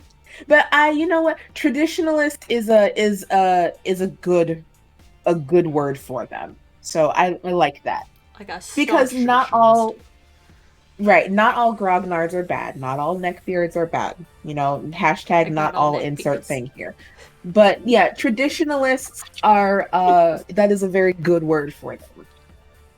See, I like this because I swear to God, I am gonna put this fucking guide together. This is like, I know it sounds funny, but I think that this is something that's amusing and I think helpful. Let's see. So I'm trying to think of some other that guy variations that I've encountered, which so DMs can be that guy too. Absolutely. And I think that it's even worse when you have a DM that is that guy. And so I like to call this version of that guy the 1v1, which is it's the GM that is taking the game kind of like a competitive match. Like it's me as the GM versus your players. Oh yeah, and I will do anything it takes to kill your players or inconvenience your players. Yes, yeah. So in terms of that DM guy, the railroader. Yeah. Okay. The one who has a story, wants that story to be told, and will disagree with anything that tries to take the train off the rails. Yeah. Now, in some cases, like for example, in Adventurers League, which is organized play, a bit of railroading is necessary because you're trying to finish it. Adventurers League is basically a bunch of one-shots. Yeah. Or like one or two connected modules. So there's a little bit of railroading there, but if you play in Adventurers League, it's expected because you're trying to get through a story in a certain amount of time. But if you're playing a hardcover, or if someone has a homebrew world that, you know, they're deigning to share with you, and they want things to happen specifically, like they want the story beats to be hit exactly as they've written them, or they want a certain conclusion at the end of their story, and they're railroading you to get that. I don't like that. See, oh, go ahead. It's the DMs that are looking for actors, not players. Yeah. I want people to play these roles to dance puppets dance. Mm-hmm. The puppet master, I suppose we should call them. That's exactly where I was going next, which is I think it's very close to the railroader, but I think it's a little bit more frustrating than the railroader is a DM that will assume direct control of your character and make them do or say things that you know is your character necessarily wouldn't do or say. Exactly. Mm-hmm. and I think to some extent I can endure the railroader. You know, it means muting my character, but I still get to be my character. Like, Right. My character might not want to go on this ride, but you know, I will just have to silence them, and then we'll end up where we are. And when we end up where we are, I get to resume being my character. The puppet master is the one that's just like, and then your character says, "I'm going to leave, and I'm going to go this way," and that's when I'm. That's when I'm done with the game. Honestly, I just just can't, because if it almost feels like a violation. Yeah, So I'm not playing anymore. Yeah, exactly, because it's not my game. It's your thing, right? Yeah, I get to play at your leisure, and that's not what I signed up for. Exactly. Mm-hmm. I think definitely. So you're going to need 2 sections for this book. You're going to need a section on that guy players and a subsection on that guy DMs. Or that guy game masters. Yeah, that guy game masters is better. Yeah, and here's one of that guy GM types that I truly find frustrating. Which is the thirsty GM. Yeah. Okay, good. I see that we're all on the same page here. I see we're all on the same page. Malkuth says they've seen one YouTube GM doing it, and it's not over popular, but it was so disappointing to see I'm assuming the puppet master, game master. It's like, yeah, that DM who's clearly playing his fetish. Mm-hmm. Yeah. And the DM that's being horny on main. Yeah. Exactly. Yeah. I think that's the worst. That's bad. I like that though. You notice that when you're reading fiction as well, is you're like, this guy's talking a lot about this. Yep, that's a thing. That's definitely a sex thing that they like to do. Yeah. It's like you can't watch a Quentin Tarantino movie and not understand. Oh, it hurts. It hurts. Like, you know, it hurts so, like, and not in a I like Tarantino way, but it just hurts. You can just see everything he likes in every David section. Lynch is like that too. Ugh. Like the whole wiggle your big toe thing is just like, okay. We get it. You like. was complaining about the Strahd changes. Oh, yeah. Well, they can go walk somewhere. They can take a long walk off a short pier. And here's another. And this one I don't have experience with firsthand, but I have heard stories from a couple of my players about this, and I think this one might take some explanation, so just bear with me. This category fits for both player and GM, which is the critical role expectation, which is a player who expects their GM to be Matt Mercer, or a GM that expects their players to be the critical role cast. There's a better, like, I know there's a better way to say that, but you get what I'm trying to communicate right now. Yeah, it's just like it's the pro D&D stream mentality. Mm-hmm. Right. I expect my players to be at this certain echelon, and and vice versa. I expect my DM to be it's not even just critical role anymore. I mean, we've got Dimension 20 expectations. Yeah, I mean, just like, and the thing is, like, you can get high caliber roleplay moments out of your players, but holding them to the standards of professionals at all times is not how you do that. Mm-hmm. You have to put them in positions where that. Well, one you have to reinforce that emotions are allowed at the table and they have an Mm-hmm. effect on the world. Mm-hmm. Two, you have to give players time to get comfortable with their characters and their parties so that they can be open enough to express that. And three, you have to put them in positions where emotions play a factor. You can't Mm-hmm. you can't run a dungeon crashing, murder everybody in the room game and expect emotional beats. You don't. That just If you don't give fundamentally the room doesn't. for that, Exactly. Mm-hmm. then it's not Okay, gonna so happen. now you walk into a dungeon and you kill a bunch of goblins. What do? Like, no, that's nothing. Like, you got to do the work. I weep at the body of the goblins. I weep at the feet of the body of the goblin. Because I recognize one is my good friend Boblin the Goblin. Not goblins.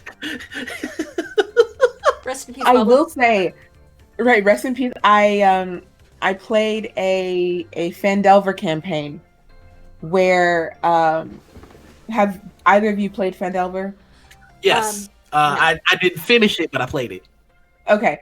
Well, there is the potential for you to find a goblin who you can he is a blank slate for your party's wishes. You can kill him, you can adopt him, you can do whatever. Um in this Fandelver campaign, we decided to adopt this goblin. And my DM was like he role played the crap out of this goblin. His name was Droop, and he was perfect. And he decided to follow our paladin. He became a paladin basically.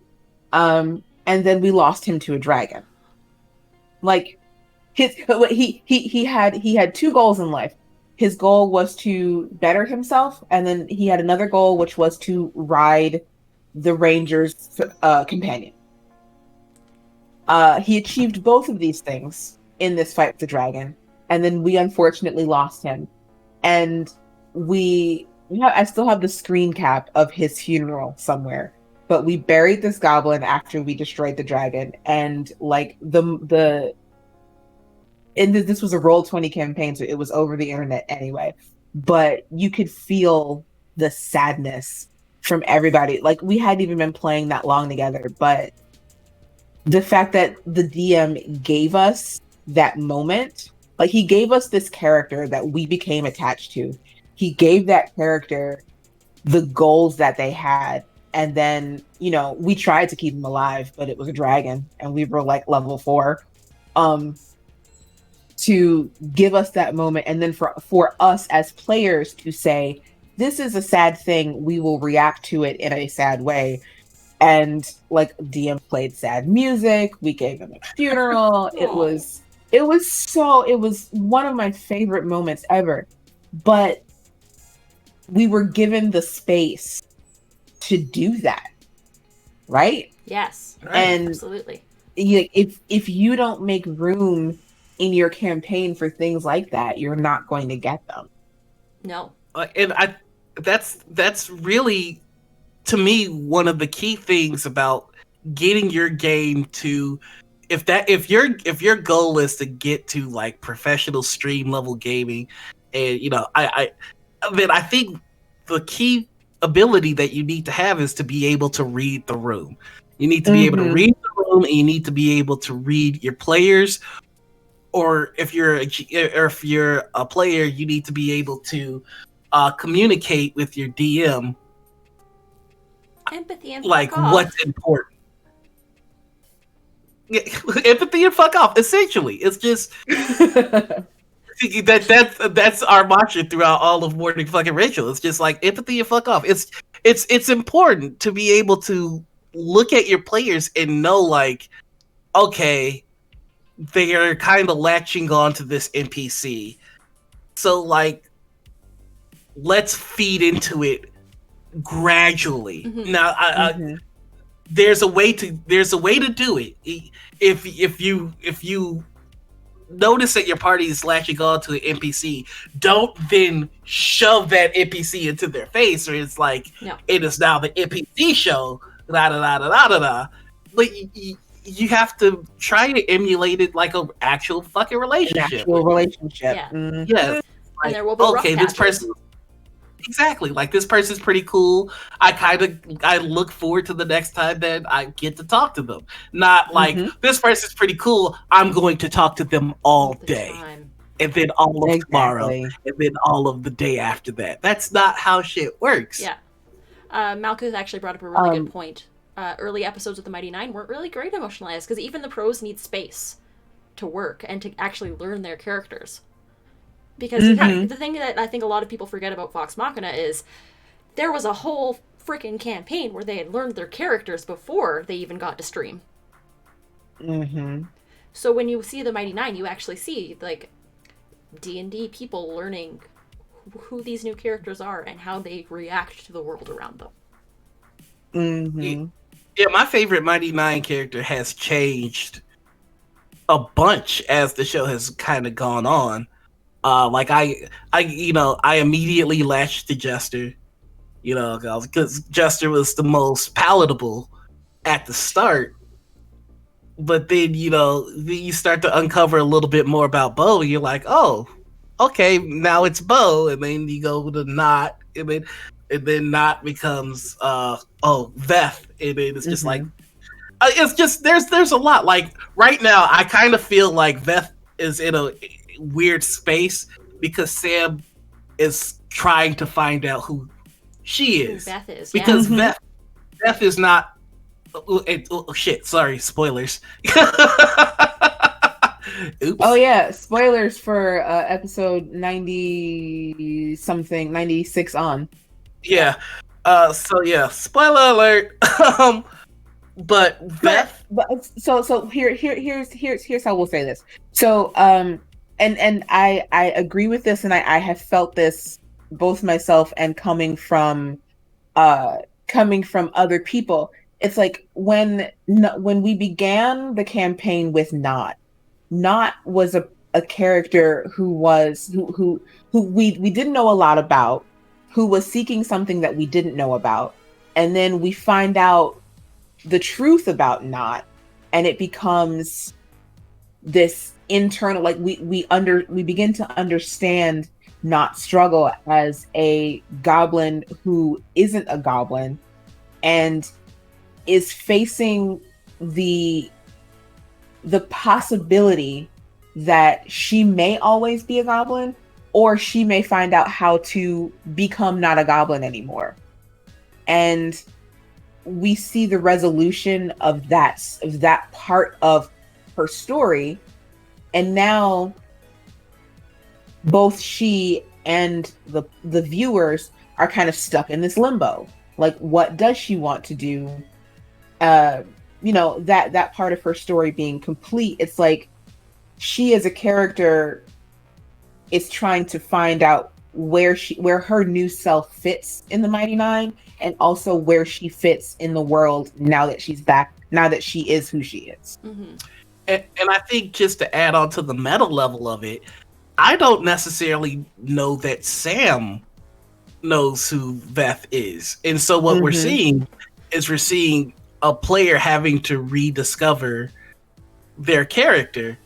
And this comes full circle to the that guy portion of it, which is you can't expect your players to just instantly be in sync with all of it, because it is a discovery, and that's what makes the story interesting. I currently don't like Veth. But that's part of the story, because Veth doesn't know who she is, Sam doesn't know who she is, and to an extent, Matt Mercer doesn't know who Veth is. Like, exactly, and there hasn't been any time for that to kind of be worked through, because they've been constantly on the move. So Yeah, like, there hasn't been you that know, good downtime. as exactly, and as you know, another player's storyline comes to the forefront, you know, that character moves back, and you know, we may see a little bit of the struggle here and there, but it's not, you know, it's, Not you the know, the focus right spotlight's now. not on them. Yeah, and it shouldn't be, because you can't justify the spotlight being on that conflict with the situation that they're in right now. Mm-hmm. And that also plays into another important aspect of being a good show, a good stream, a good game, and a good story, which is I'll be talking a lot about this later potentially, which is knowing where the fucking camera is. Like, that's one of the most important parts of being in a game, is knowing when it's not my moment. Yeah. Now is not Mm-hmm. the time for me to be badass. And Mm-hmm. one of the common traits throughout all variations of that guy is that they all, to some extent, either don't know where the camera is or don't care where the camera is. Yeah. And that's Mm-hmm. the fucking problem.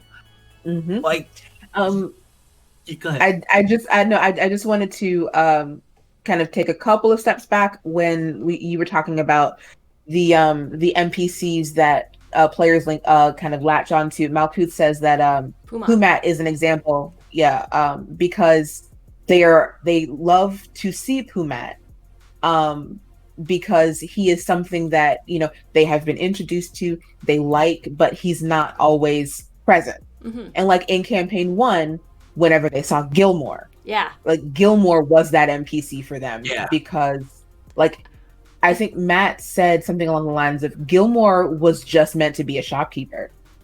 Yeah. But they developed an attachment to Gilmore, and he became one of the primary NPCs of campaign 1. Yeah. Yeah. I think also Essek is kind of that as well for the Mighty Nine at this point too. Oh yeah. Mm-hmm. Absolutely. Like, they want to Absolutely. take Essek on all their adventures, but Essek's like, Right.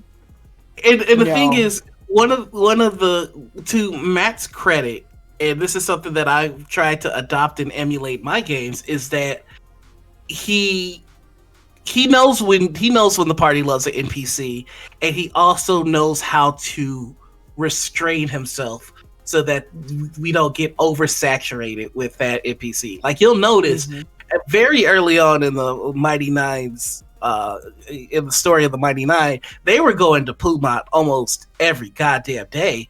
And you know, one of the ways that Matt fought against that was, and it makes total sense, is like, my inventory is low. You guys you keep coming that? here, and like, I don't have anything. Myself. Maybe go to another shopkeep, because I can't keep doing it.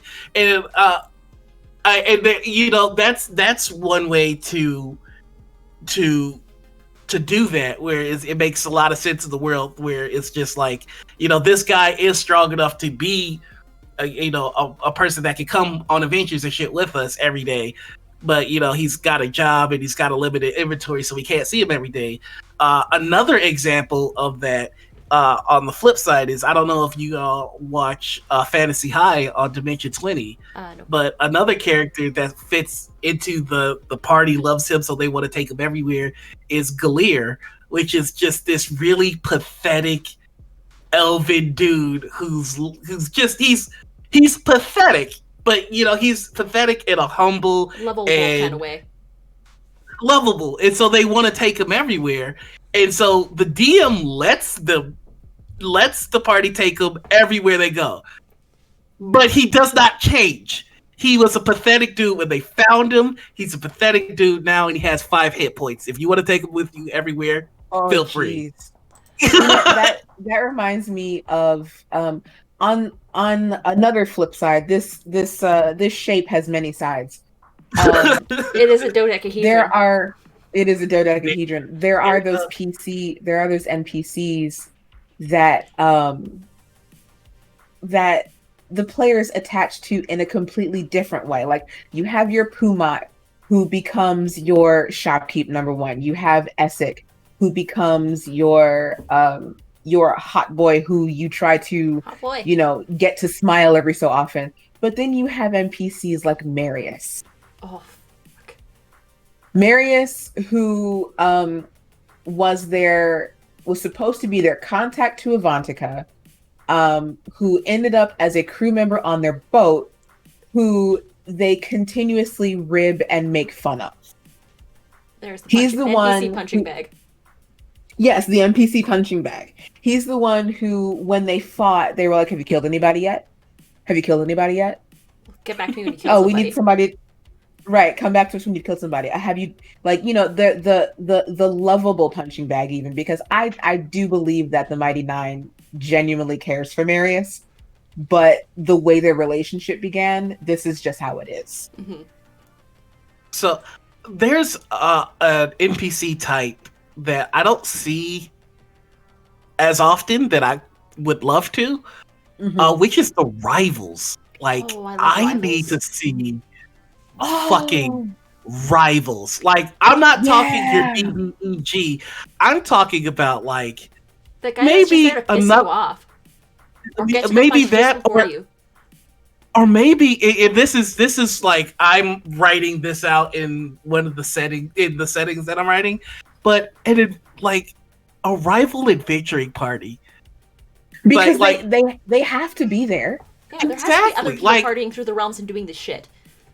Like, imagine being an adventuring party and following all the clues and finally figuring out where the main bad guy of this quest is, and getting there only to see him go down in the other adventuring party that you ran into maybe once or twice before, taking the loot and just kind of looking at you like, you fucking scrubs. Like, I fucking want that.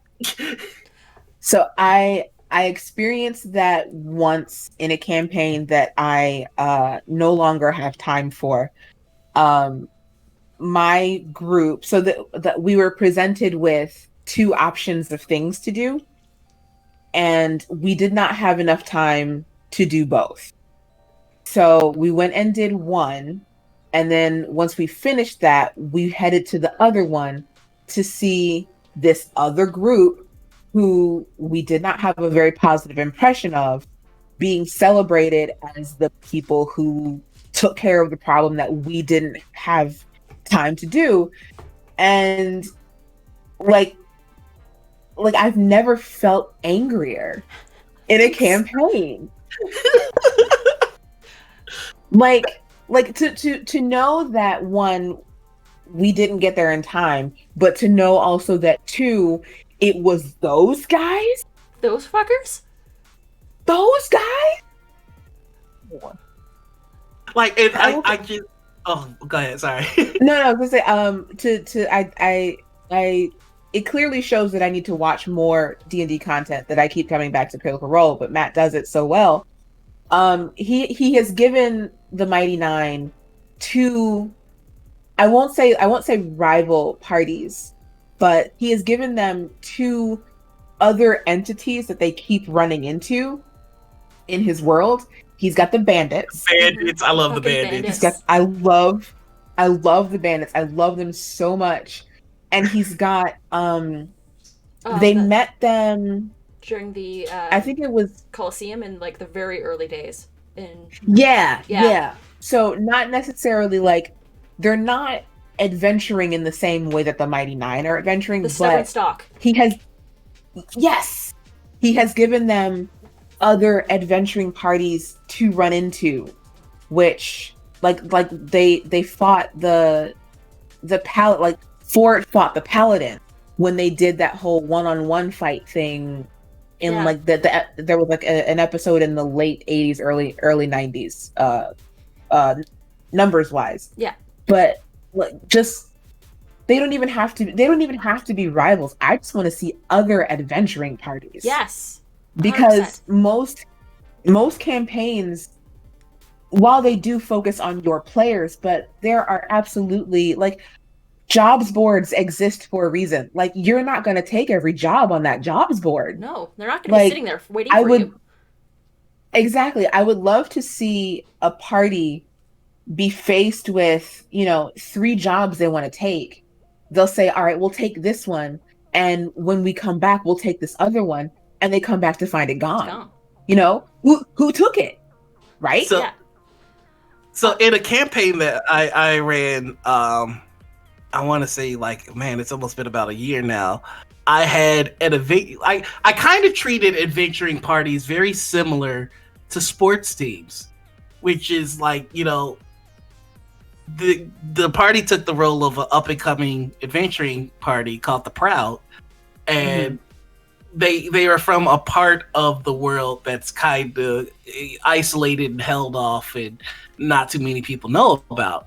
But as they started to come into the continent, which is more filled with, you know, more filled with different variety of people, their actions are starting to be noticed, and so you had a lot of the bigger named adventuring parties kind of either giving them a hand or trying to stifle them a little bit. And you know, that I think that's one of the things that I always wanted to see in a game like Critical Role. I feel like one of the things that annoys me, well, not annoys me, but one of the things that I feel is missing from like season 1 is like Vox Machina is Vox Machina almost from rip. Like, I understand there's a whole lot of there's a whole lot of story that we didn't get to see, but when the show starts, Vox Machina is Vox Machina, and everybody fucking knows it. You don't get it their goddamn way. Like, imagine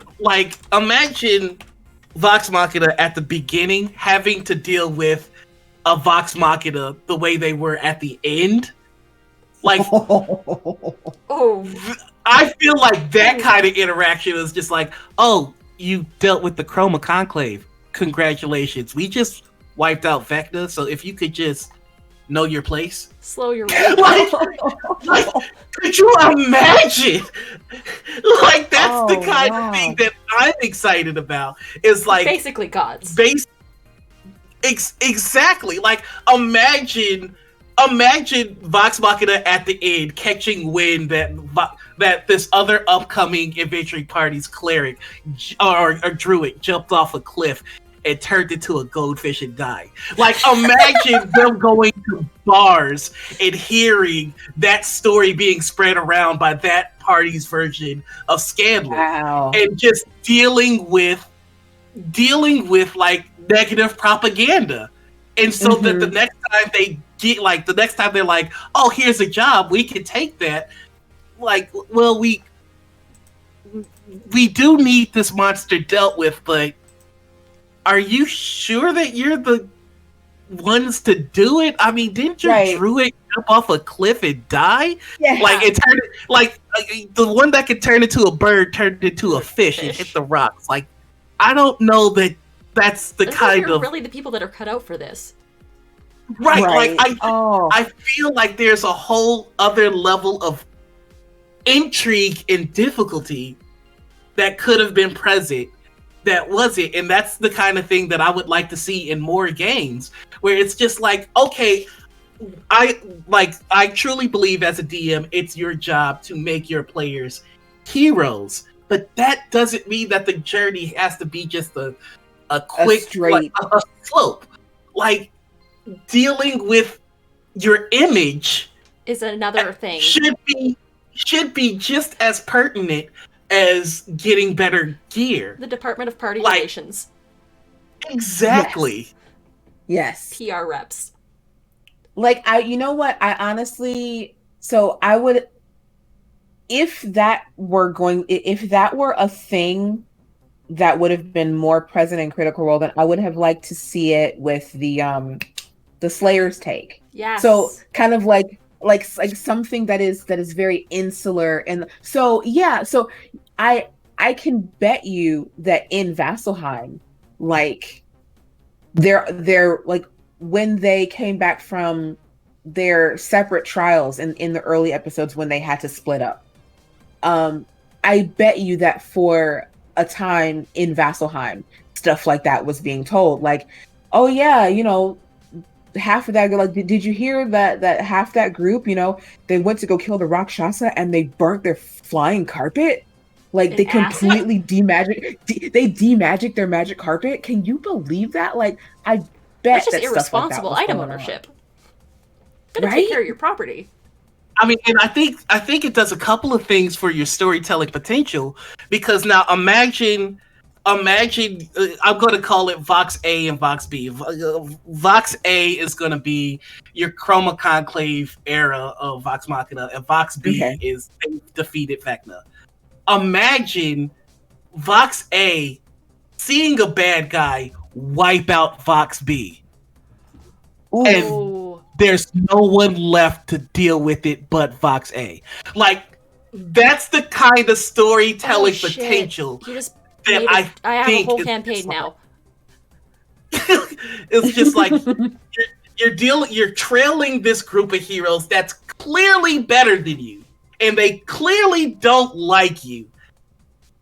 It's every now and then you have to reluctantly work together in like an Avengers type moment, but Mhm. finally they go off to fight this unknown threat. Nope, they can't find out information about it. You can't find out information about it, and you've got your contacts that's always kind of giving you the what's going on with them, so that you're in the loop, and then your contacts just like I haven't heard anything from them.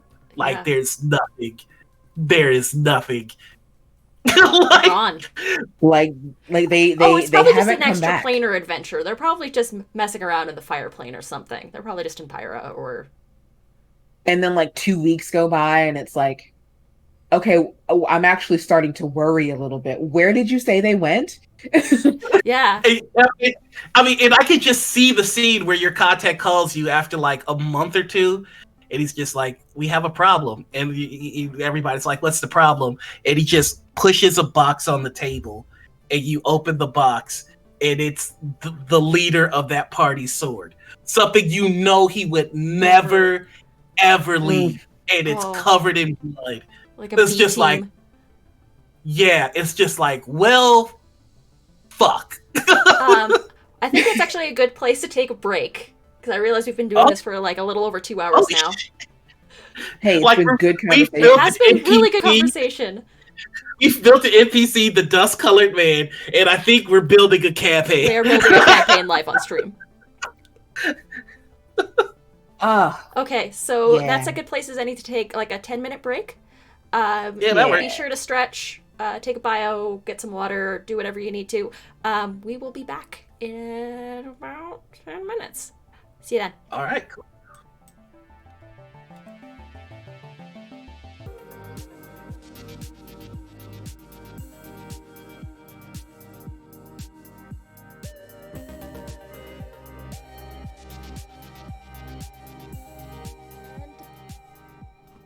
Oh, we're back. I think. Oh man. Hello, Can we internet. back? Can we back? Can we back? Can we back? I have pizza. We are back. Are we on the internet? Ha ha ha! I just came up with that. That's all mine. Patented. I'm Canon. telling Brian on you. So, ideas from chat. The dust-colored man killed Team B. Or the dust-colored man was The Dust framed. Colored Man was framed for killing Team B. I like framed better. Yeah. So he's this eldritch entity that was framed for a murder. I think love that, it. I also think that the dust-colored man doesn't say anything. Just silence. Mm-hmm. I'd like to Just- imagine that he doesn't say anything, but he has a voice that's carried in the wind. Don't be a Or he's just racist. telepathic. You better not describe me as Dust Colored Man. I'll fucking murder you.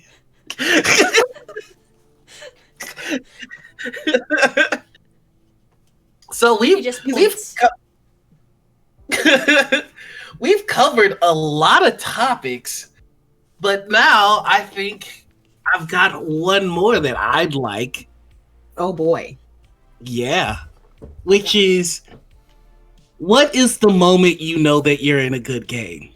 Like, Ooh. what's that thing that clicks where you're just like, oh, they could take all my Fridays? Obsession. For me. What was Say that? again. Obsession. Like, Oh, my you can't stop ADHD thinking about it. hyperfocus kicks in, and that's literally, like, that game is all that I can think about. And, like, dealing with that is all that I can do. Mm-hmm. I think I know I'm in a game that I love when I start building level 20 versions of the character in more than one. Yeah. You start making plans, you start house shopping for that character in that fantasy setting. Like, You start looking at rings of protection. Okay. I've got one. This actually happened in this. I mean, I was already invested in the game, but this was a moment. So my home game is I have HTT Paladin as my DM for my Monday night home game.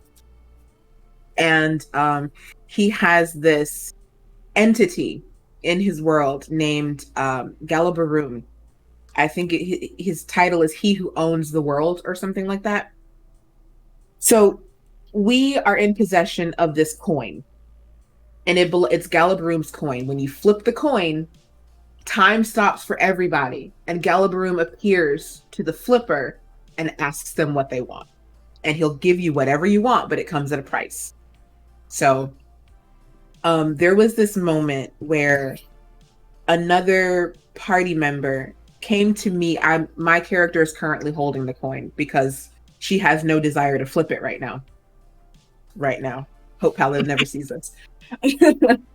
But he came to me looking for the coin, and I didn't want to give it to him, but things happened and the coin fell out of my hand. The coin flipped out of my hand. So I catch it, I put it back in its protective box, and then both me and this character go downstairs and have a drink. At the end of our drink, we see Galabaroom on the stairs to the inn. And Galabaroom talks to me, and I tell him very frankly that I did not want anything.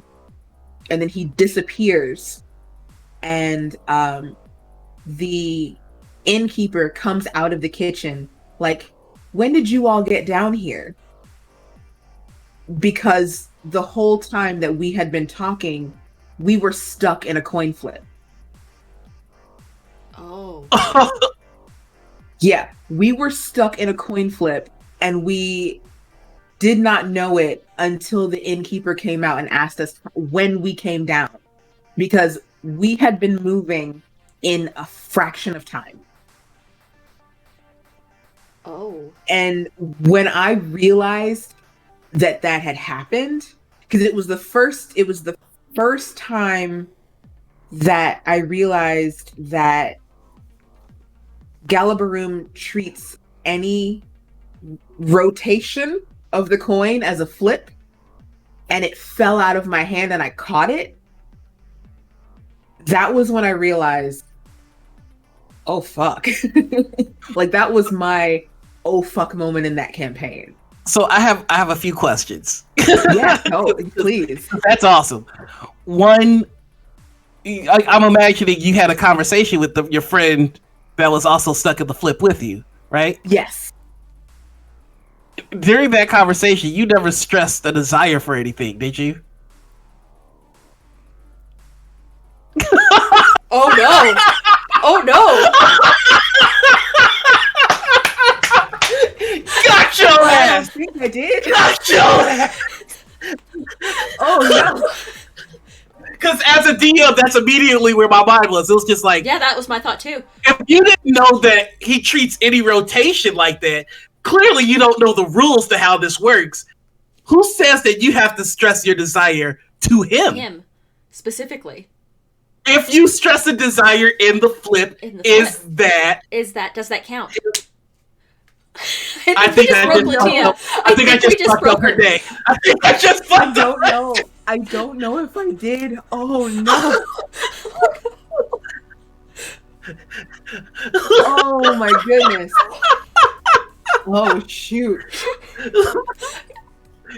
HTT Paladin, you should be watching right now. You really Oh, should. he can never see We are this. He doing can your never see work. this. Just delete the VOD. There is no trace of this.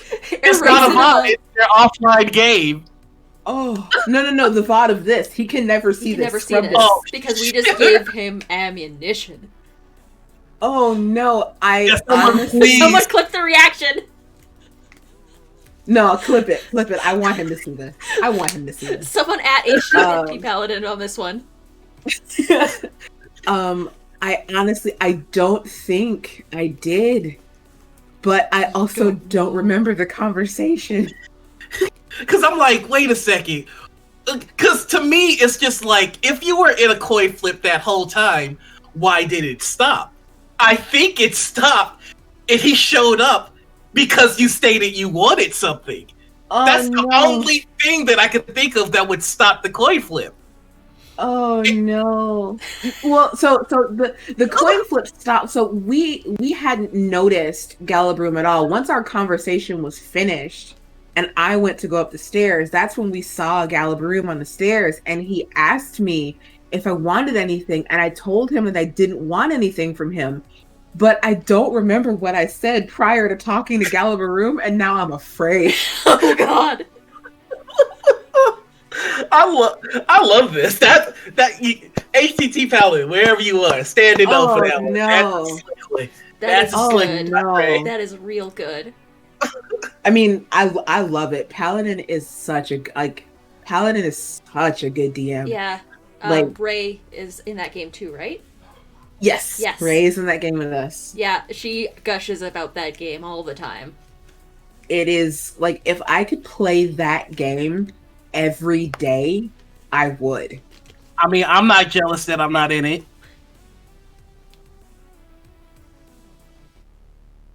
The look at the camera. The look directly at the camera. Right. No, it may like I'm happy that we're continuing it because it was I think we got 2 sessions of that game in before everything shut down for quarantine. So we moved it online and everything is right with the world again. Oh. I can tell you, like, I've only played with HTT Paladin once, but the dude is intense. Like, very, like, he shook me. Like, no lie. Like, he shook me through my character. It was very fucking hilarious. Thank you for that clip, Malcolm Soldier. An oh fuck moment. Like, like I just short story, just to make a long story short, we were playing a game where we were like like basically a family, and one of the family members kind of dipped, and I was playing a like basically a hopeless romantic, but for families. And so it was just like, oh, he left, but I'm sure it's for good reasons. I'm sure he's not a bad guy. And, you know, he shows up, and he's kind of a bad guy. And that's who HTT played.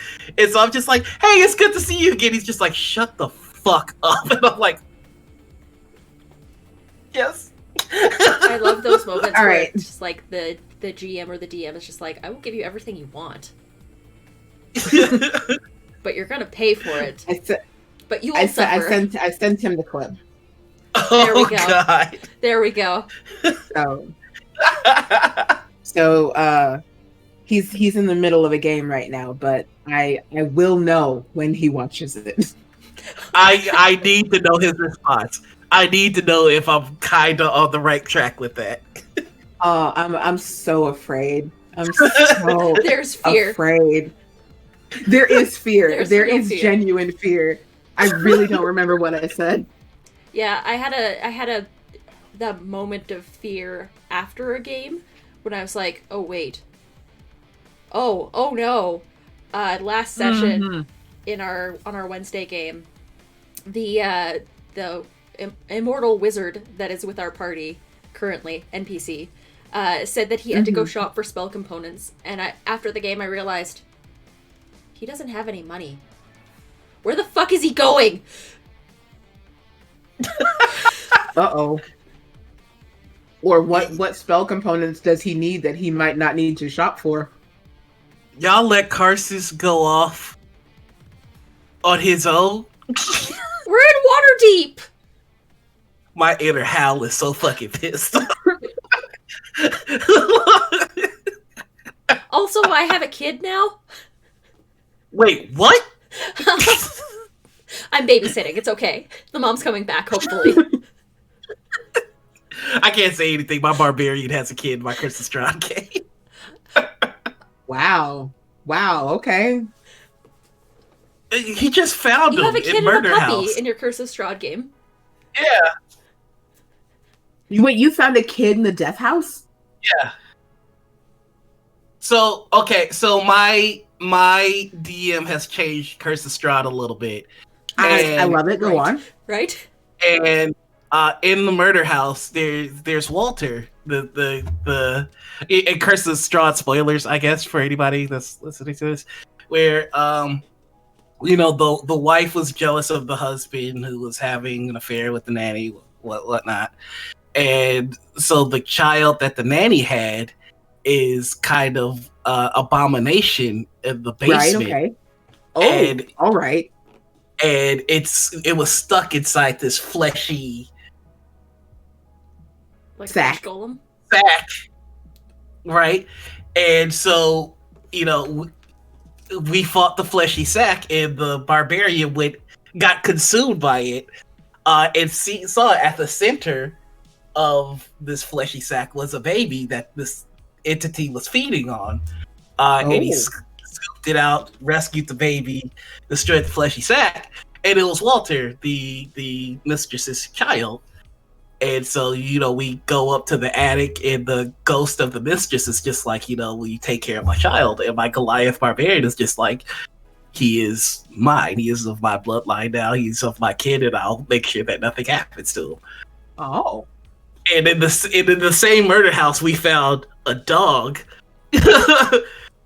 named Lancelot, which was like, so in the same area with the fleshy pit. One of the ways that we could have avoided that fight is if we sacrificed innocents, and the innocents that the DM provided was Lancelot. And so these ghouls are just like sacrifice innocents or die. And my barbarian is just like, you gonna have to kill me a couple of times if you want me to kill this puppy, because it's not going down. So I walked in the murder house, a Goliath that's just on a journey to fist fight an immortal to death. And then I left a single father With a dog. and a dog. The dog. Even without a spellbook, Karsus could do a lot in Waterdeep without money. You are not wrong, Sphinx. But he also has a spellbook. It's just not You guys his. got him his spellbook? No, he has okay, a you got spellbook. He stole a spellbook from the witch's house. That's right. I remember that. So yeah. What is he looking for? What is he doing? I am worried. I have fear. So, okay, Confirm. so if we're talking about oh fuck moments that we've had in games recently, going back to my Curse of Strahd game, I have the oh fuck moment in that I know that I can't get through this adventure lugging around a baby, but I'm in Barovia, and I don't trust anybody in Barovia to watch my baby. Just take him to all bone grinders. Everything fine. I'm not leaving my baby anywhere near a place called Bone Grinder. My baby's bones are still soft. They will be very easily grinded. So no. And also my DM has come up with baby mechanics. So one, like, if the baby is crying, we get like -10, obviously, to stealth. Mm-hmm. And also any attacks made at whoever's holding the baby are at advantage. Mm. And that's to represent the fact that we're sacrificing ourselves so the baby doesn't get hit. And obviously, we're not going to show us hurting a baby. No. So yeah, so I like it's that you're just lone wolf and cubbing this though. Right. yeah. Well, I mean, luckily I've got it's brought a very weird chemistry to the party. So we have a paladin Warforged who was just created, who worships Lathander, and so like at the very beginning of the show, like my barbarian is very insecure. Like he wants to be the strongest person in the party, but there's a man made of metal. So there's that, toxic. There's that toxic competition that he has with them, and then we have a what the fuck are they called? They're the ones that put magic into shit and make shit. Artificer? Yeah, we have an artificer whose battle companion has basically become a walking cradle for the baby. Oh No. And so, like, our party is kind of forging itself around protecting this fucking baby. But it's all very awkward, and we're doing it in the middle of Curse of Strahd, which, as you can imagine, is not smart. Usually, found family is like a theme and not to be taken literally. Also, does your barbarian have a baby Bjorn yet? That's what I'm saying. Oh, is that the little strap thing? Yeah. That yes, he's a big ass Goliath, so he ripped off one sleeve when he found Lancelot, because he found Lancelot first and made a little puppy strap on his back, and now he ripped off his other sleeve and made one for the baby. So he's got a baby and a puppy on his back, like hanging off his shoulder. Love it. And I promise you, like, so going back to the original question, which is like, when do you know that you are in love with a game? I think I'd like to amend my answer and say that when the story changes how you level, changes your plans for the character, that's when I think you know that I am in it. And so my original character concept for this character was that he was from a Goliath tribe that got wiped out by death, and one of the last things the chief told him was to make a friend of death so that the tribe could find peace. And so he ventures off and he looks for every way that a man can die, and he looks to witness the last moments of people, because that's where death is, so that he can make a friend of death. Very edgelord whatever concept. I was going to have him be the subclass that does divine or necrotic damage as a barbarian, the same one that Yasha is. Yeah, I believe. The zealot. Yeah, he was going to be a zealot, and then maybe venture off into cleric of death type territory. Edgelord. Right. Big ol' edgelord. Instead, like, we hit level 3 as I got the baby. And so instead of going zealot, I went ancestral guardians. Oh. Because so now when he's fighting, he's got his ancestors helping him protect the baby, or helping him protect whoever is holding the baby. Mm-hmm. And like I said, I wanted to multi-class into cleric of death, but instead I think I'm going to go ranger, so that Lancelot can grow up and become his fighting partner. So it makes sense, and I didn't plan for Uther to be this guy, but the guy that he's becoming is so much cooler than the one that I wanted him to be.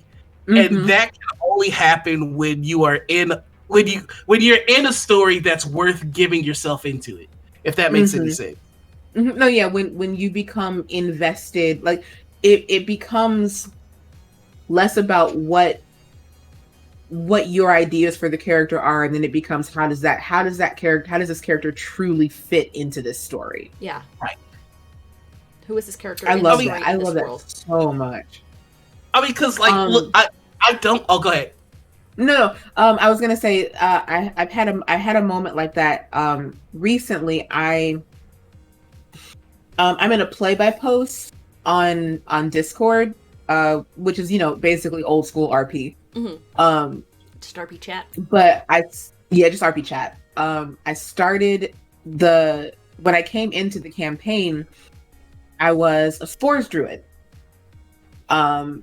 Because I've had this character, I've shown art of her everywhere. Her name is Chanterelle. She was a spores druid. Very sickly child raised by her aunts who were probably hags. Because I love hags. But she grew up like to save her life. They basically like infected her like Last of Us style. And the spores grew with her. So that's why she's a spores druid. I flipped the concept a little bit and turned her into Simone for this play by post. But as she grew, we found this tribe or this circle of druids that had been like corrupting the forest, et cetera, et cetera. We took care of them. And with the party makeup and everything that she had experienced, the spores, like the spore circle didn't make sense for her anymore. Mm-hmm. But she was kind of honorarily inducted into a non-subclass circle. And I told my DM one day, I'm like, I think, like, because we were leveling, and he was like, if you wanted to make any changes to your character, go ahead and do so. And I told him, I think Simone's class her subclass is going to change because, like, death and decay and everything that the Spores Druid was not who she was anymore. It was about protecting and, ensuring the safety of the party, et cetera, et cetera. So she has changed from Circle of Spores to Circle of the Shepherd. Oh. Yeah. Because, like, we have a couple of party, like, we've seen so much death. Oh my God, we've seen so much death. And we have a couple of party members who are very averse to it. Like, characters who are very averse to it. So, like, after some, like, meditation and thought, she was like, this is not what represents me anymore. So she has transitioned to Circle of the Shepherd. Growth. So that kind of brings to mind a question that I have. And this is more for your GM side. Mm-hmm. How do you handle characters changing subclass? Not class, but subclass. Because I think that is a bigger storytelling moment than multi-classing or changing class. Mm-hmm. Staying really in the rules that supports it either. Yeah, there's nothing. So, I mean, so here's the question: do they lose the abilities that they had prior? Do you just let them grab the new abilities from the subclasses? Like, how do you handle that? And then how do you narratively tell that story? Because I think that there is no roadmap to that. Mm-hmm. That's all GM. Yeah, it's something that I've thought about a lot because I don't see a reason why it can't happen, especially if for like in Simone's case, like what her circle doesn't represent her anymore. It's definitely, you want to have a talk with your the player that wants to do it. Definitely have a talk with them about it. Find out, you have to find out what has happened in the story that is making them want to make that change. And then, however you choose to facilitate that, kind of like it's not going to be a surprise to that player if they do it. So, like, say for example, if you have a ranger who wants to transition from hunter to beastmaster, because That's pretty that's easy. the only thing that yeah, that's pretty easy. Um, you know, they lose. I don't even know what they lose. I don't know what hunters do. I haven't played a ranger in so long. They gain an But animal companion instead of. yeah, they'll gain an animal companion. So, you know, the ranger goes into the forest for some meditation. Or here's what it is. You What I would do for that in that instance, because hunters are definitely they are they are someone who would go after their favorite enemy with no reservations, right? I would present them with an opportunity to encounter their favorite enemy and see what they do. Because, you know, every rangers have favorite enemies across the board, right? Mhm. But a hunter is determined, in my opinion, to kind of not so much indiscriminately, because like I'm not gonna kill every goblin I see because a goblin killed my family. Like, there's a balance in the world um that has to be kept, and I think rangers would kind of adhere to that pretty strongly. But an opportunity for them to definitely realize that what they want to do is not that anymore, you know? Yeah, So an like opportunity. Go on. oh no, I'll let you finish because I was just looking at Hoosier Kid, and Hoosier's kind of touching on a point that I was getting ready to make here, which is Oh, okay. I think the closest that we have to a roadmap is the Paladin. If you think Mm-hmm. about it, Because the paladin is the only one who can change subclasses if they break their they're tenets. Mhm. yeah, Mm-hmm. and I think that's kind of playing into where you're going, which is, look, you're a ranger, period, and a ranger has a favorite enemy, period. But what makes you the type of ranger that you are is how you go about pursuing that. Just like a Exactly. paladin, a paladin has an oath, period. But you know, the type of oath that you adhere to is what makes you the type of paladin that you Yeah. are. So narratively, I think that you're absolutely right. Presenting the player with what essentially makes their class, like presenting them with the opportunity to exhibit how they intend to showcase their class is a wonderful narrative tool to make that change. And I think in my head I like going big and grandiose, and it doesn't necessarily have to be that. I think just, you know, I think to your point, you're right. If, for example, you bring a favorite enemy up, and instead of just, you know, instead of just hunting it down without abandon, they instead decide to try and trap it, or to have nature help them out. I think that successfully exhibits a beastmaster enough where they will then be able to make that change. Um, Mm-hmm. Or the ability to uh, drive them away from an area and protect it rather than outright killing and destroying. Absolutely. Exactly. And I think one of the difficulties comes with certain classes, uh, in the sense that they're so built into your history that it gets a little bit murky on how to change that. For example, if you are a College of Valor bard, you went to the College of Valor, and you learned what they taught you at the College of Valor. So how do you then take that and become a College of Whisper bard? Mm-hmm. Or But right. I How do you yeah, how do you how do you transition those skills that you have Into a different. into into a different set of tools? right. So, And yeah, go ahead. so with your specific example, College of Valor to College of Whispers, your College of Valor bard stumbles across something and gets inducted into a secret society of bards. See, in my first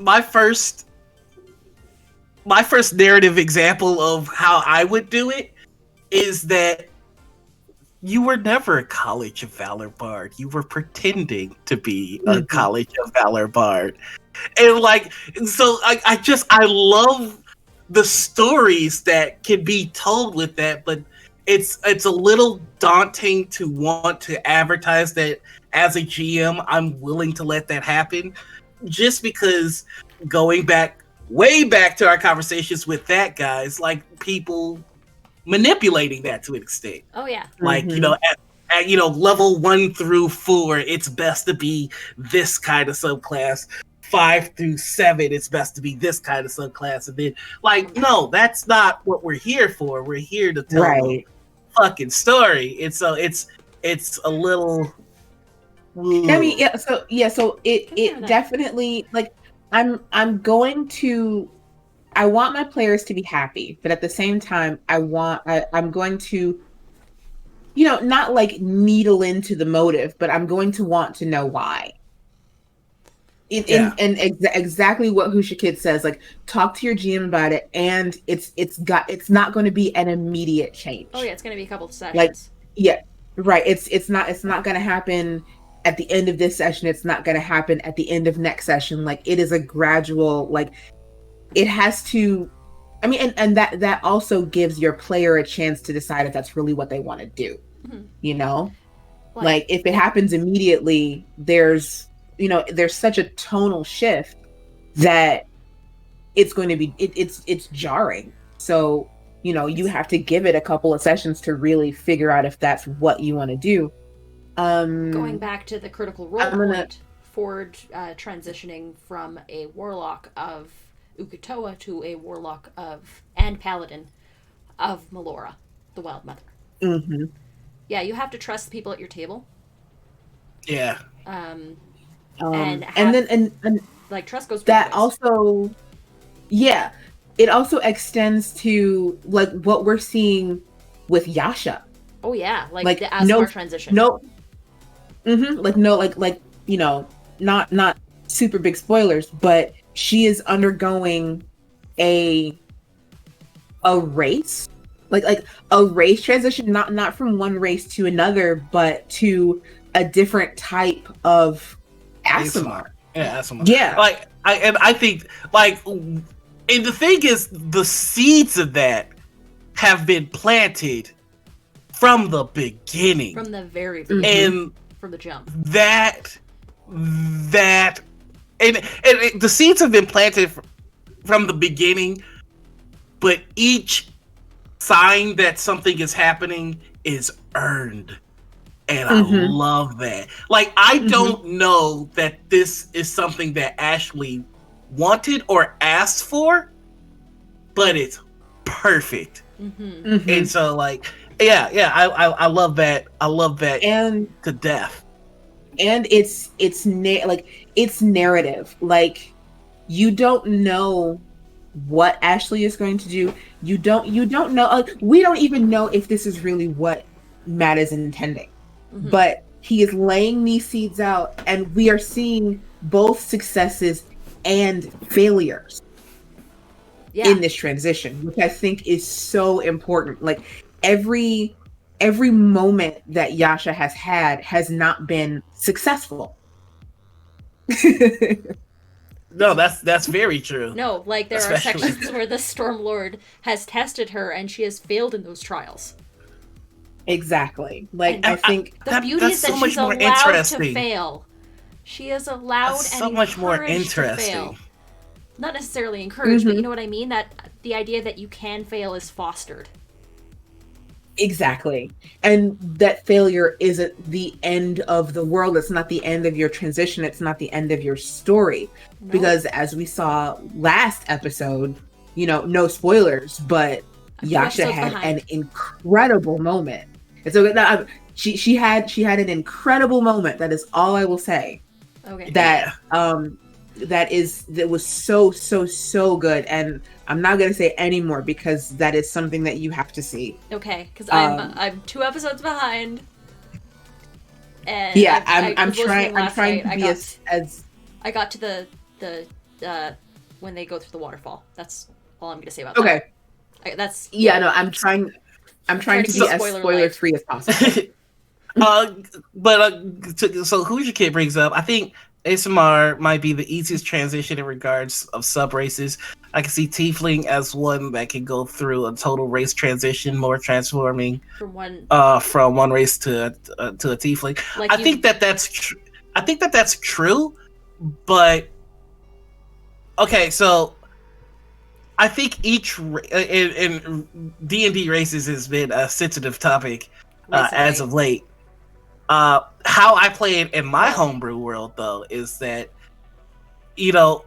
there are benefits to being at a certain point in each society.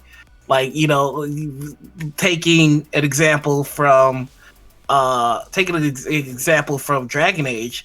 Like, look at how Paragon dwarves are treated.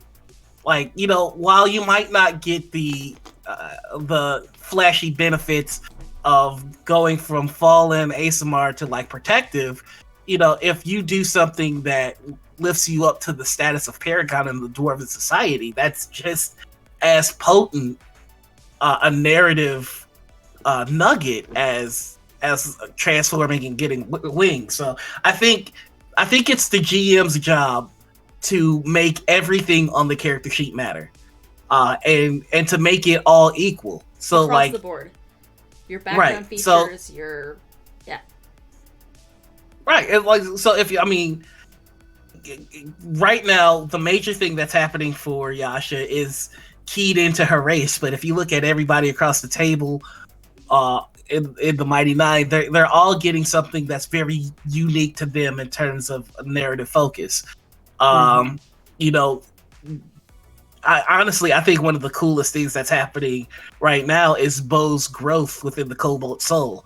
Like, that's very, very interesting. And then you've got, Ford's entire journey, which is a fucking mess, but it's very interesting. It's so human, though. It's so, like, quintessentially, like, it's imperfect, and it's flawed, but it's still growth. Right? And the thing with Ford, and I'm just gonna, like, lightly touch on this, and then I'm gonna move on. I feel like Ford has so much more story to be told than literally anybody else. Like, I feel like we haven't touched nearly into the surface. Yeah, there's if you look at Ford's story that we've seen on Critical Role, we've only seen really the consequences of what he's done on screen. There's so much more underneath all of that. But like, anyway, when he was in Vandren's ship, and there's so much. Like, the whole Vandren subplot. I mean, we don't even know what his mother's name is. He said he never knew his parents, right? What is your mother's name? Well, one of my characters has a really cool backstory. He wants to go into where he has some old one ancestry, basically. Ooh. Old one ancient lore stuff like that. If you give that to me as a DM, I'm gonna give you a hard time. I love ancient beings because you get to do shit that doesn't make sense, and the more it doesn't make sense, the more it makes sense, and that's because they are so above mortal comprehension. Exactly. And you just it's so great. I want to scroll back up just a teeny bit. Malkuth had a Malkuth had a soldier. No, Malkuth had a question. Oh yes, yes. How do you do your GM and your world building notes? And for me specifically, since I do tabletop for kids, what are the changes that I make in how I structure and what I consider with the sessions? So, GMing for kids is a completely different beast. Basically, when you're GMing for kids, it's too dissimilar from GMing for adults. But with the kids, so when I did GM, because I took a break before quarantine and didn't go back to it because I can barely pay attention when I do Zoom games. So I don't I mean, the kids are better about it, but it's not a patience that I have for dealing with kids, especially across Zoom. But we give them a skeleton of a story. Like we wrote our stories out every season. So we give them like a skeleton to follow, but what they do with it is entirely up to them. Like GMing for kids is the crashiest course in improv that you will ever have. So, to that end, most of the kids are cool with going along with the story. Some of them have ulterior motives. Like 9 times out of 10, every kid at your table is going to want a pet. So, like, ranger or no, right? I want a pet. So there's that you have to establish that sense of danger. Like, you know, you can have a pet, but if your pet comes into combat, your pet is a target. So that's one thing that I always try to impress. Like, you know, you if you're familiar, if you want your familiar in combat, your familiar is going to be a target. If you want your pet in combat, you want your pet's going to be a target. But we also kind of mollify that by making their pets magical and saying that should their pet go drop to 0 hit points, they are magically teleported to the pet shop that you got them from. Nice, I like that. They will be waiting for you. Their when Pokemon you get back. fate. Yes. Yeah, you have to wait till Exactly. you get to the nurse station and actually. Yeah. Exactly. But when you have kids engrossed in a really good story, they're gonna tell you what they want, and making sure that because every kid wants to be the hero of the game. So just like with a regular, you know, an adult game, make sure that you are giving them camera time equally, or as equally as you can, because sometimes the kids want to do 2 and 3 things at once, or, you know, they want to make a perception check and they don't see anything and they want to make another one. I'm like, you didn't see anything. This isn't going to change. You've got dust in your eye. Let someone else try. Yeah. So yeah, it's not too right. It's not too different from running for adults, but you just have to, with the kids especially, expect the unexpected and just be willing to go along with everything. And if they have something that they want to do, I mean, I'll ask them at the beginning of a season. I'll say, what do you want to accomplish in this season? Because we run them for like 8 or 9 weeks. So, you know, I'll ask them all, you know, what's your character's name? You know, give me your details. What do you want to accomplish? And I'll try and fit that in as we play. Yeah. Yeah.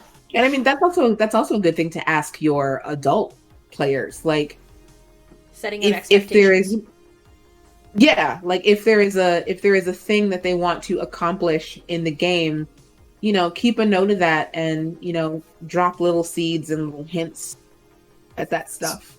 So one of the things that I've started to do with my games is I try and ask people, like, when your character retires, what's their signatures? And I give Indiana Jones as an example. Like, one of Indiana Jones' signatures is his hat. I mean, that doesn't mean that it's magical, special, or anything, but it's just something that is him. You know, you know, when I ask you, what weapon does Indiana Jones use? Everybody goes, whip. Okay. You know, what's Indiana Jones' look? You can just, like, to some extent, no matter how familiar with Indiana Jones you are, there are some things about him that you can describe. And so I just, you know, once your character retires, if I were to ask this question to anybody that knew anything about him, what would it be? You know, like, you know, just going back earlier in our conversations, you said a lot of your characters that are femme presenting have like a pearl. So when they do identify, so that pearl could probably be a signature, something like that. If what weapon would they use? It looks like this, or it looks like that, or I would want it to like. One of my favorite things is I like to have weapons with returning because I just like the visual of throwing a thing and then it coming back. And that is a great roadmap as a DM for like sprinkling stuff throughout their story. So in your head, you can kind of write your adventure like an origin story. Mm-hmm. So like I can like it might not seem like a big deal to you, but like I know when you get the hat. Like I know when you get Indiana Jones's hat. Yeah. And like later on, that'll be a big thing. So like I definitely agree with being very outright like, yo, what do you want? Yeah, I agree with that. It also comes down to good character design, not necessarily from a rules and like everyone can tell me off the top of their head what Superman looks like. So it's not necessarily that Superman's like essentially a paladin, but that there's that red cape. Yeah. Right? It's just the rules of character design is like if you can take the character's design and just if a 5-year-old can draw it, it's good character design. If a 5-year-old can tell you, here's what I know about this person, that's how you know you've got good character design. Malkuth was saying, I'm going to do a rogue. One of his family's going to appear to train him, but going to appear at different ages. So first, maybe a kid will steal something from the player to teach him parkour.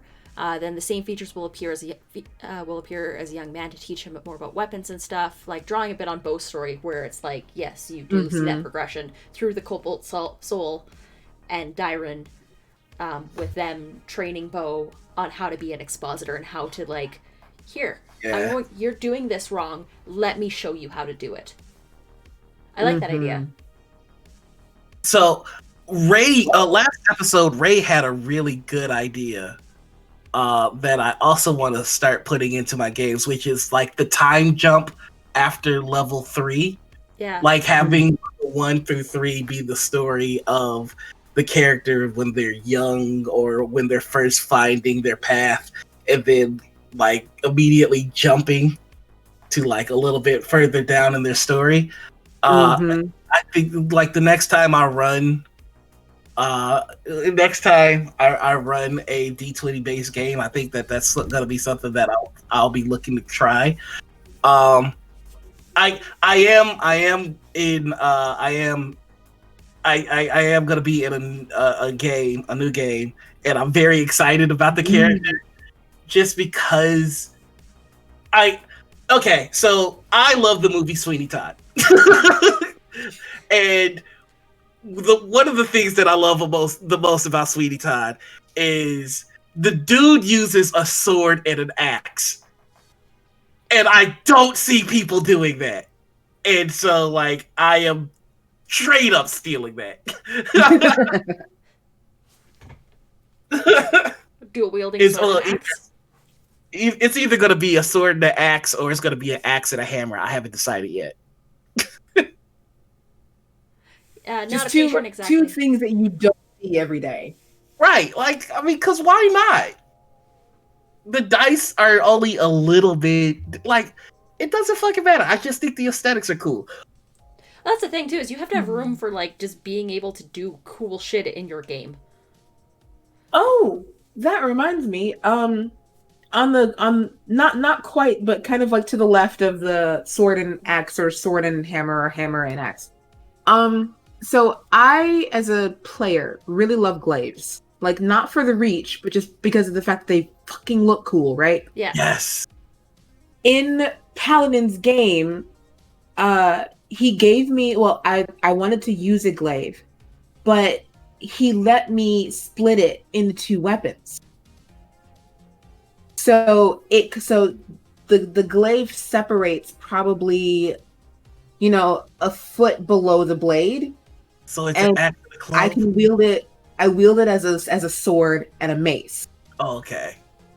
Yeah. So like if it's together, it's a glaive. But if like, you know, she takes it apart for compact reasons, if she's traveling or she's sitting somewhere that she doesn't want her glaive on her back and like poking her in the back of the head or whatever. So it splits, and then she's got a sword in one hand, and then the hilt of the glaive is a mace that she can use for 2-weapon fighting. And that is really cool. Hitting someone in the chin, the hammer leaves their neck wide open for the axe. I don't. Exactly. Right. I think you just sold me on Hammer X. I mean, and also like the character is complete. So it's another Mage Hand Press game. So we're using a lot of their material, and one of the classes that they have is a Paladin Oath of the Storm. Mm-hmm. And that's cool. It's really fucking cool. And so I'm multi-classing. Well, it's Oath of Lightning or something like that, to that effect. Mm-hmm. So I'm multi-classing. My favorite multi-class is Paladin Sorcerer, because it's good. It's good synergy. It's great synergy. And so I'm doing Oath of Lightning and then the Storm Sorcerer. Sorcerer. And so that sounds so good. And one of the abilities of the Oath of Lightning is that you basically get to do a rage smite. You get to do a rage smite. Your ship lights up with thunder, and you throw a weapon, and then it lightning everywhere. It's just a reason to be Thor in a game. Yes, that's basically what I'm Thor. The problem is, however, like there's not a lot of weapons with the throwing property that I like. Hand axe? I don't want to use a hand axe. I want to use a battle axe. But you can't throw a battle axe. I mean, get it? It comes back to having a creative GM. Your GM will give you a feat that allows you to throw a battle axe if your GM is kind and generous. You know, I'm not trying to push it, but I mean, my roundabout was like, maybe if I just take the Tavern Brawler, I could add my proficiency. I could throw stuff. I could throw everything. It doesn't work that way though. Tavern Brawler, it's only doesn't melee. Matter. Doesn't matter. Doesn't matter. Doesn't matter. You just need a creative GM. You need a GM that doesn't put raisins in potato salad. I think that's the best way to describe stick in the mud DM. Like, oh no, you better not even ask. He puts raisins in his potato salad. So on the subject of multi-classes, it reminds me of another character that I had that I really, really, really loved, and that I was so upset when this game could not continue. She was a Paladin Warlock, and I was doing it before it was cool. Ford. No, she was. So it was a family thing that the oldest. Like the oldest child would basically inherit this weapon that was the oldest child would be a hexblade basically. And the oldest child would inherit this, and then the younger child would become the paladin to defend them, because sometimes warlocks can get a little switchy. But the night before she was supposed to take her paladin oath to defend her brother from the evils of the world, blah, blah, blah, blah, blah, the warlock patron appeared to her instead. And appeared to her in a dream. She was like, you know, it was a dream and she wasn't sure what was going on, but she woke up the next day with the family sword basically in her hand. So she became Paladin 2, Warlock 1. And so then she kind of, I think she went Paladin, she went a couple levels in Warlock to kind of get that. And then when she finally, she met her brother, realized that, she met her family, realized that they really only wanted her to be around so that she could get married and blah, blah, blah. So she took that next level of Paladin and became Oathbreaker. So nice. I was like Oathbreaker 3, Hexblade 4 or something before this game that's came deadly. out. What? That's deadly. I know. Chris let me do it. Chris was running this game and he let me do it. And I was like, that's a dumbass decision right there. Like Oathbreaker plus Hexblade, you might as well just call it. Oh yeah. I think we found a more broken combination than Monk. Now hold on just a second. Monk is the only class that's just like, okay, you drop a hit 0 hit points, and you be like, so? What about it? Bitch, I'm still standing. Fight me. Continue to fight me. Continue to fight me. Let's just keep fighting. Okay. Right? Your I will top never die. 3 classes. Let's get it on. Druid, Monk, Cleric. Druid, Monk, Cleric. Monk, Paladin, Barbarian. Sorcerer. Paladin. Druid. See, I'm torn because I Ranger, Cleric, Fighter, Monk, Barbarian, Artificer. Paladin, Barbarian. Like I don't really have a caster in there.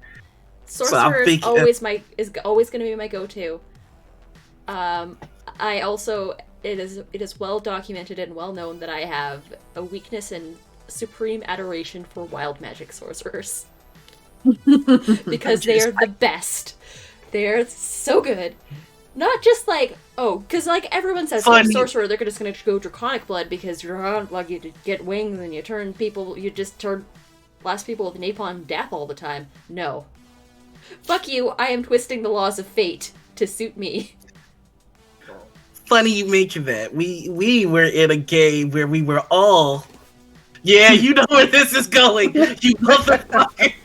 We played a game where we were all wild mage sorcerers because magic was essentially dead. And so the few of us that could still do magic couldn't really grasp at it with any sort of skill. It was more like luck. Right. It was a really cool game because like while we were all wild magic sorcerers, our DM had actually homebrewed, like it was as if wild magic sorcerer were like the base class. Like if you were a sorcerer, you were just a wild magic sorcerer. So he built like sub classes for wild magic sorcerers. Like he built like 6 or 7 of them. Yeah. And so we traveled along these various paths while still being wild magic sorcerers. It was very unique, and I missed that game a lot. Continue with your story, because I did nothing wrong here. I did nothing wrong. We'll see. So I was a version of the wild mage sorcerer that was more akin to a rogue. Like I was all about being, manipulative, being able to find people's secrets, being charming as a defense mechanism. LaTia here was more of the druid based. Hers was like a combination of divination, wizard, and druid. She got 2 portents a day, or was it 3? I think it was the equivalent of my spellcasting modifier, so I got like 3 or 4. Yeah. And yet she blew me up on a fucking boat, wooden boat. Hold the heck on. Hold the heck on. We were not I didn't have my portents at that level. Okay, We were. you're right. It was boat combat, and I Yes. rolled a 1. So I I surged, and then I rolled an 8. So I got the fireball. Yep, that happens. Let me tell you Love the to see it happen. circumstances of which. Let me tell you the circumstances of which this happened. I was getting beat up. She was running over to help me out. Like, oh no, he's getting jumped, and he's the squishiest. I think I had like No, he was the one. He was the one that decided to do a negative constitution modifier. He was losing hit points with every level. That was his doing. you know what? I play the die as they roll, and so I had like what 14 hit points, and everybody else is rocking around 30 to 40. And you know what? I'm like, the way I see it, I shouldn't be in combat anyway, baby. I'm an illusionist rogue type guy. You know, all my magic was like making myself look a little different. The most offensive spell I had was that intelligence-based saving throw where you make somebody think. So, phantasmal illusion or whatever the fuck. Yeah. And, Phantasmal Force. So, yeah, Phantasmal Force. And so I'm getting swarmed. It's like, I'm going to help him out. She runs over to me and, like, I think it was, she was trying to cast Cure Wounds or something on me to help me out, and instead dropped a fucking nuke on me. She did. Were you just instant dead? Yes! No, Well, no, not dead. he was I not dropped. instantly Dropped to dead. 0. Okay, so you didn't go Yeah. over the threshold. No. No. Okay. Almost, but not quite. When your DM gives And you we subclasses still- to your subclasses, what flavor is the pie? Pie flavor. Pieception subclass option. We- we We've got that footage, and one day it will come to life. And I swear to God, Oh, when is this it the one I've does, heard about? I've heard about this game. yeah, this was. Right. I think Dystopia was talking about it. Yeah. When he Yeah. was Chris here. was talking yeah. about it. It was like one day that will come to life, and when it does, you just gonna see nothing but eye emojis wherever the fuck LaTia is. I did nothing wrong. Hashtag LaTia did nothing wrong. Hashtag LaTia. Don't did you make that a nothing hashtag? That's not a hashtag. And the Uh, fucked up. Oh, here's why I didn't die. I remember why I didn't die. Because I was a tiefling. If I wasn't a tiefling, Fire I would have resistance. been a dead man. I You took would have half been damage. a dead man. That's fair. Sphinx says, I saw some game once where someone was playing a paladin. They received their powers in a dream. But before finding out who his patron was, his mom woke him up, so he's running around with multiple holy symbols trying to figure out who his patron is, trying to see if one feels right, making no distinction between good or evil. I like that. Well, I mean, after that you weren't being Uh, attacked anymore, so mission accomplished. Exactly. Exactly. That was the whole point of it. The bad guys can't kill you if I do. Not if I get to you first. Exactly. Right. I don't want any of you in my party if that's how you think, you sick fuckers. Oh man, can you imagine? So that specifically, the bad guys can't kill you if I do. A group. Has there ever been a party member comprised of people that just fucking hate each other and they're Yes. forced to work together? Yes. That wasn't our party. Wasn't our party. Kill the horse character, race him as a undead. What the fuck? It's like, says the person Why would who I set do off that? exploding spores. Says Sphinx. I'm sure there's a story here. Set off exploding spores. I don't know what you're talking about. Oh, I think you do. I think he definitely does when he says I that. think you do, and I think you need to tell the story. So you just gonna come here and chat and try to embarrass me? Liar! Liar! Says Yeah. Sphinx. You just gonna come in this chat and bring up some Look. shit? If you don't tell this story, I will tell another story. A high school story? What story? It happened during a musical, is all I will say. Okay, so about the spores. You see, there were these exploding spores that when they got wet, they exploded. And so there's this weird vine type creature that was made out of like vines and metal. Glass houses. No, I want to know the other story. Go fuck yourself. So my character figured the best way to get rid of this vine that's made out of metal was to take some of the spores and throw them, and then empty out his water flask on the spores so that they would explode, taking out the vine. I did not calculate that when they exploded, there was seed shrapnel everywhere. And so maybe a few party members got lightly sprinkled. He gave no forewarning before doing this. God damn, you just gonna put me all the way the fuck out there. Yeah. You just got thrown right under the bus. I thought I was being clever. You just got thrown directly underneath that bus. But we all made it out safely. We were fine. We were fine. The only spores that Husha Kid accepts are the ones that turns the world into a Twinkie paradise. Yeah. Twinkie. That was from the System Shock that we ran the week after the one that we did with you. One of our characters turned into Twinkie the Kid. Oh my god. Oh. Okay, I will just to get it out there, because it's not that bad. No, it's Full not that disclosure bad. now.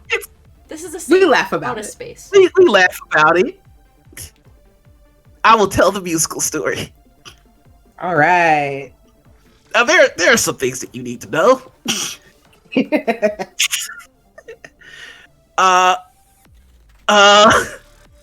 We were a close cast. So closer than others. The spell was Godspell. I played Jesus Christ. Superstar.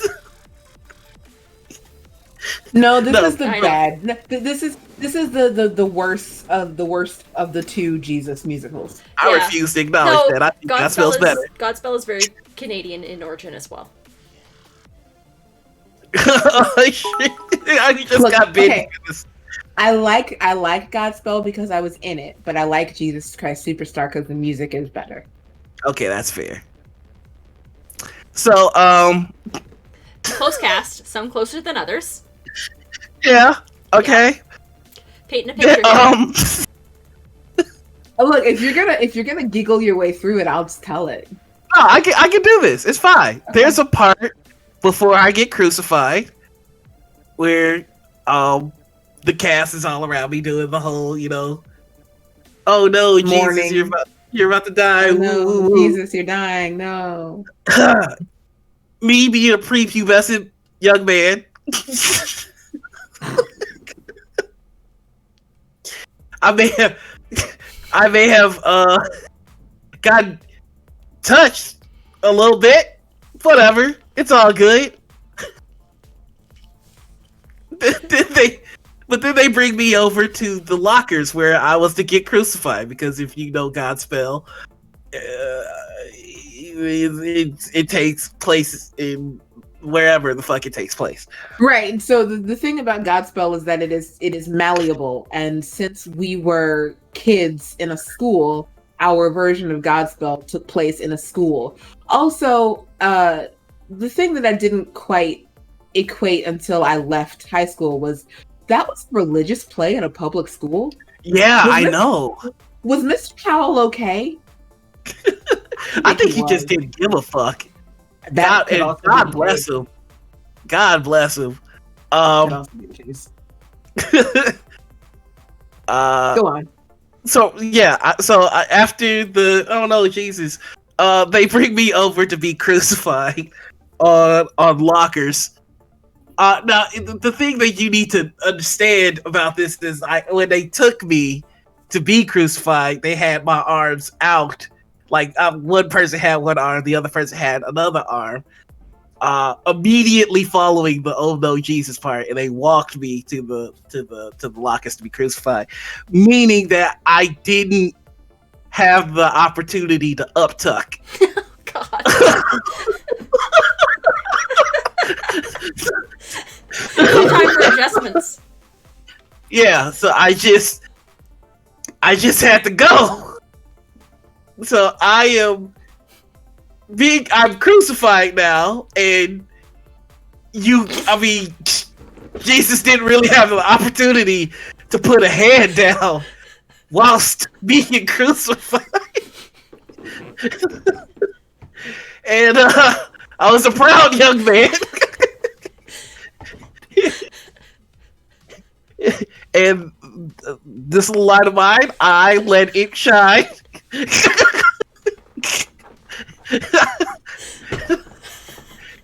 And so I'm there, crucified on a locker, rocking. This is a mature rated show. Yep. I'm just gonna put it out there, rocking hardcore. I'm so happy. I'm so happy. Oh God. In an open position, as if to say to the world, "Here you go." Yeah, it's okay, Ash. I'm not crying And, because I'm sad. Yep, and I had no idea, because I was actually trying to be sad. We should also mention that LaTia played Judas. Sure did. So in a sense, she made that happen. Sure did. And I will blame you for that forever. Now, the other thing to know is that we were in a high school that wasn't awesome, and we didn't do a lot with art. And I think Godspell was the first musical in a while for that school, right? I believe no, they did. So here's the thing: we had much favoritism to Mr. Howell, and we did not like Miss Pearson, who was the other director. Yeah. So she did, and I'm very sad about this now, but the year prior, she had done Into the Woods. So there had been another musical. We just didn't. Why was the paper there?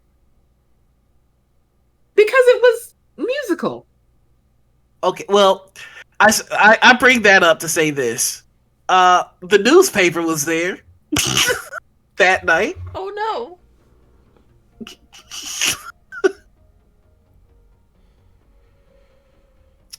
And a picture was taken.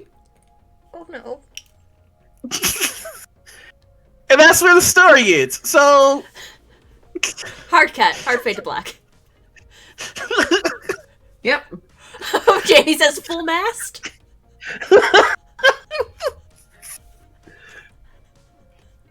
So happy. Oh my God. I'm so happy. That play was a little bit of a clusterfuck. There was one point where it was bad. Where me and Matt ran around the audience and did like a high five in the back, but like I'm 5'5" and Matt is like not 5'5", so I have to jump my highest to give him a high five, and then my fucking my microphone bit falls out, and my first reaction as the Lord and Savior Jesus Christ is, "Oh fuck!" Like, into the microphone. Malcolm Soldier wants to say, "Oh sweet Jesus," but that seems inappropriate here.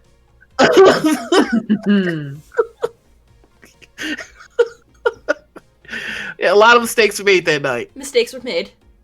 Choices. So many mistakes. Choices Decisions happen. Yeah. God. Uh, And on that note, Well, I am satisfied. if a fight did not occur, I think Noir did most of the damage to himself.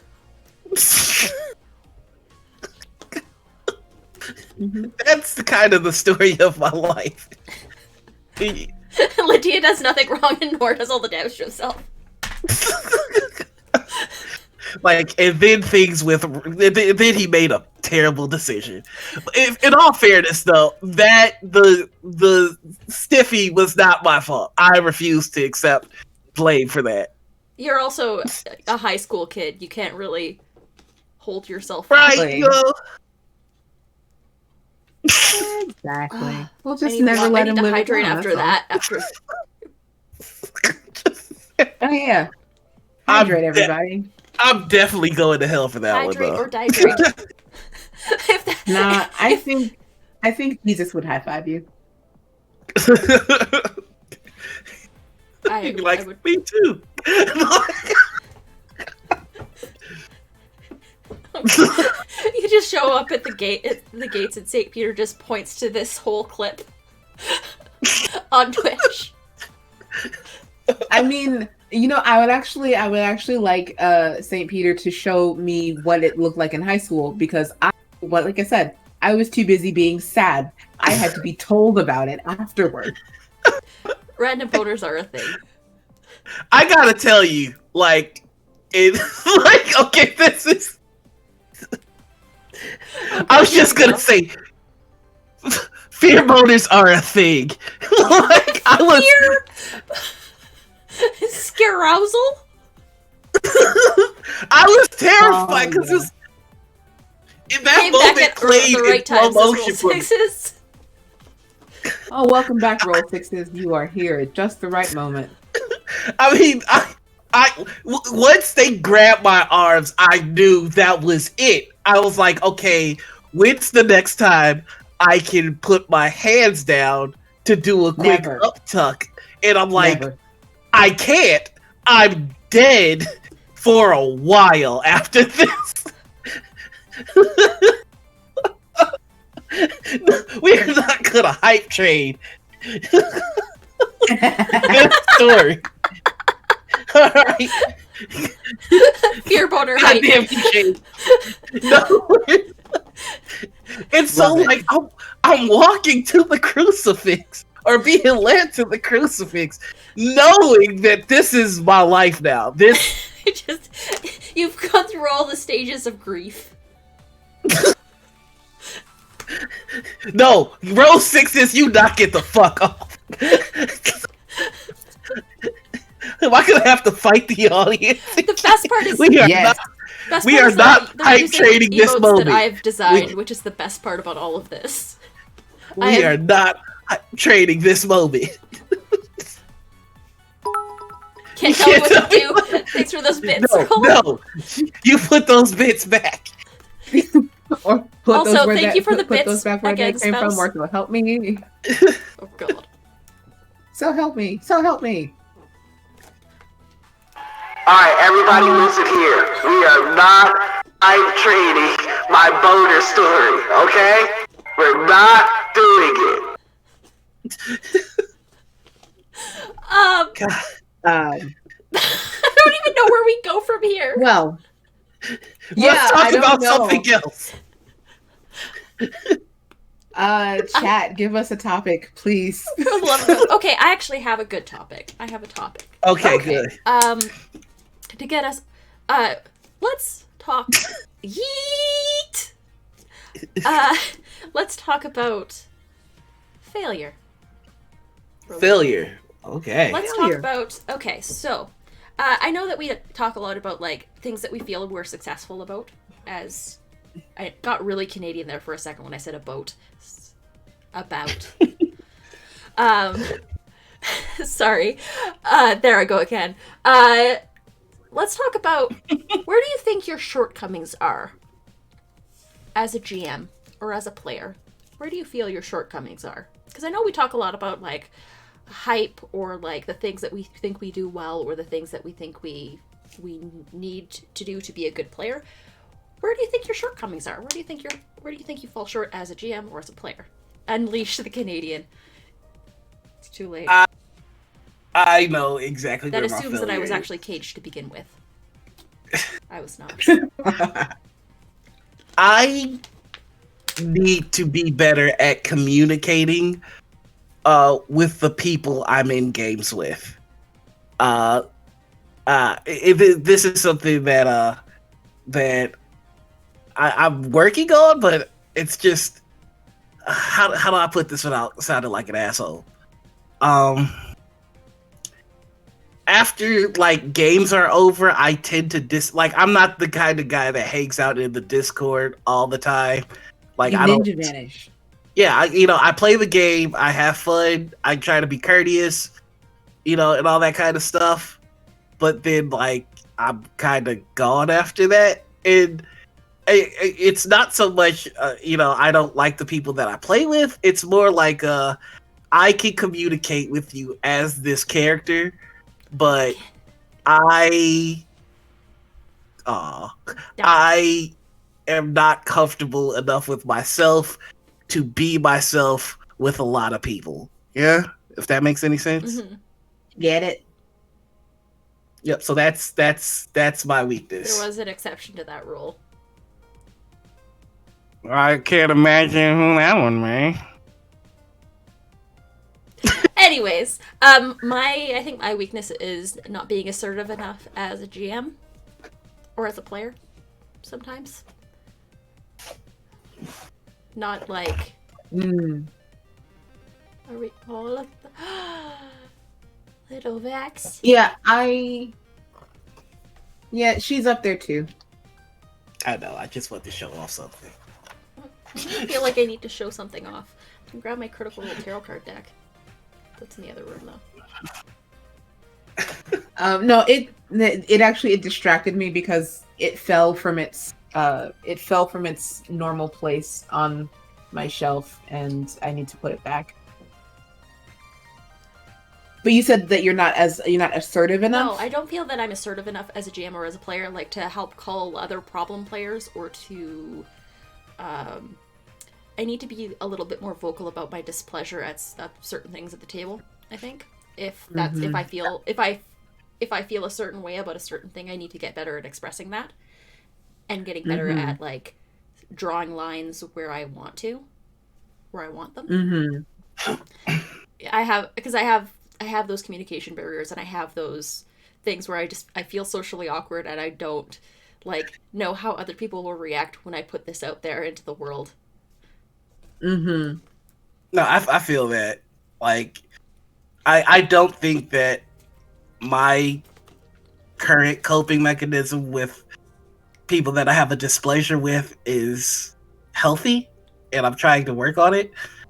In the sense that, like, I have mental lines. Like, I have these boundaries in my head, and if you cross them, then you just vanish. Like, I Thanos snap you out of existence. It's just like, well, you did that. You did that thing, and I'll tell you, like, you did that thing. So bye. Like, but I don't think that's the healthiest. Yeah, I've witnessed it firsthand. Yeah. But yeah, that's definitely a thing. As a GM, I don't prep enough, which is a mental block that I need to explore all on its own. But as a GM, in the writing community, and it can extend to anything where you need to do a certain amount of prep. There are planners and there are pantsers, like they do things by the seat of their pants. Mm-hmm. I'm very much a pantser in that when I do run things, it is like I have a vague idea. Like the one shot that I did for Rivals this past week was an interesting case because I created the module based off of a board game. But I'm very much a pantser. That was by the way, that was really dope. Very awesome use of betrayal Oh, well, the Yeah. house, not a hill. I Like, I'm 10,000% stealing that from you. Oh, please. I actually, so the way I wanted to do it, I wanted to build the house until I triggered the haunt and then find out what haunt it was and try to take them through it that way. But it was recommended to me that taking them through the house would be scarier because they had no idea what the house would look like. oh, That's so dope. I love that. Okay, That's that so was dope. one of my better ideas. But I'm a pantser, and then when it comes to being a player, again, a shortcoming that will only improve with ADHD diagnosis is the fact that I cannot focus unless I'm doing something else. Same, big same. Yeah. So, this whole time I've actually been catching Pokemon because it's community day. But I am more focused on the conversation when my hands are doing something else. That's No, why because- I do this constantly. I twist Mhm. and like I'll play with chords, or I'll just like I need to fidget. I need to fidget in order to like Mhm. actually focus my attention somewhere. Yeah, 100%. Like last night, I was trying to work on graphics for a project that I'm on, and I was like, "Oh, I'm just gonna put on like Critical Role, and I'm gonna listen to it in the background while I do this project." I get halfway through the project, I'm almost done it, and I'm like, I forgot something, and it's like the podcast is sitting there, and I haven't hit play on it. Oh, but I have my Feel that. headphones on, so like. But so the feeling is there even though nothing was happening. I Exactly. get that totally. Exactly. Yeah. I am one of those people that I'm like fairly certain that I have ADHD, but I've never been diagnosed for it. And the minute I was about to get diagnosed was the minute that COVID hit, and I canceled my doctor's appointment. No. COVID fucking up everything. Right. So, here's a question. Ooh. I know, right? This is.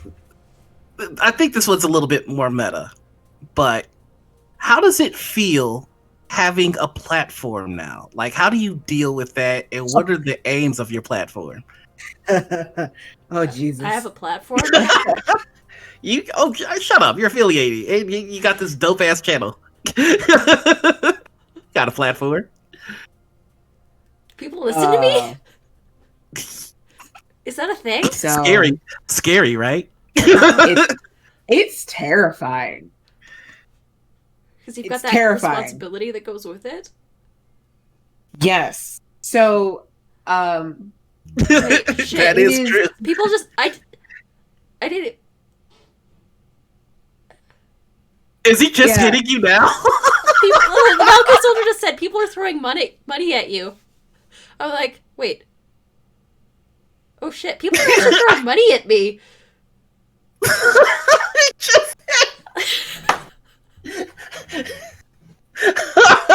yeah. LaTia, go on. It's I okay. broke No, I'm Both of them today. I'm broken. I've 404'd. No, it is just as exciting as it is terrifying because, like, when I decided that I was going to do this, whatever this is, it was not all gifts up. Sphinx, thank you so much for gifting It was this us. not. It wasn't with the intention of garnering a platform, although it is a side effect. I won't say whether it is fortunate or unfortunate. I mean, it's cool because I get people to do. Not that I get people to do things, but like I get to show off the things that I'm working on that I'm really proud of, and I like to think that I am. Oh boy, Jesus Christ! This is what happens. This is what. I just want to thank the chat for proving my point. Right? I like to think that I am a positive influence in the community while at the same time I don't feel like I'm doing anything. Um, I so believe that. I it's believe that you're a positive influence in the community. oh thanks. So it's You cool, alright. but I will fight you. Fight you here and now, fisticuffs. But like it's cool, but on the other hand, I get the moments where I casually mention that I would like to play Curse of Strahd, and then I have 50 people responding to me like, "Oh my god, let's play." And then I'm going to go hide under my desk now until you all go away. That's kind of what happened with Morning Ritual. If I do a talk show, is anybody going to show up to it? And then I have like 30 people wanting to be a talk show guest, and I'm just like, well, for me, I like it, but it's also, like you said, it's terrifying. My fear is that right now it's easy. Like, I can talk to you guys all day. Like, I can talk to y'all. Oh, this is fun for me. I enjoy it. By the way. Yeah. I could do this. I could do this all day. Like, this is fun for me. This is where I like talking and everything. But once this is over, and like, I'm just me in my head, and somebody will be like, "Hey, I want to talk to you." I'm not Why? this dude after this show is over. No. Like, this. Why do you want to talk to me? What did I do? Exactly. Like, it's just, and so like when people are like, "I want to talk to you," or like, "Let's," I'm in your DMs. Why don't you respond or whatever? It's just like, I'm not that dude, and I'm 10,000% whoever you think I am. I'm not gonna live up to. So it'd be better for all of us involved if I just don't say anything. Yes. Like, you try to communicate to people like, I'm more afraid of you than you are of me. I am a socially And awkward like- human being. Yeah. If we meet in person, Like, I am as soon awkward as- as fuck. As soon as I'm done, I'm gonna go in my room and I'm gonna lay down and I'm probably gonna nap. Same. I'm Like, gonna go get I McDonald's after this, and then I'm do gonna nap. laundry. I should do laundry or something. Like, I'm gonna leave here. I'm gonna tweet something ridiculous that is probably just kind of like bubbling at the surface of my brain. And I'm gonna get like maybe 5 responses to it that I'm not gonna reply to, because why are you all talking to me? Yeah. Like, and I think that's something that I've only discovered recently. And like, it's hard to kind of talk about this and not feeling like you flexing or whatever. But like, Right.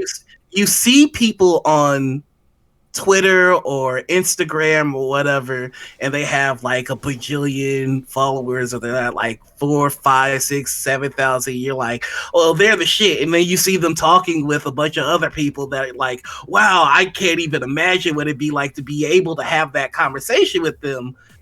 And you're like, they're on a whole nother level.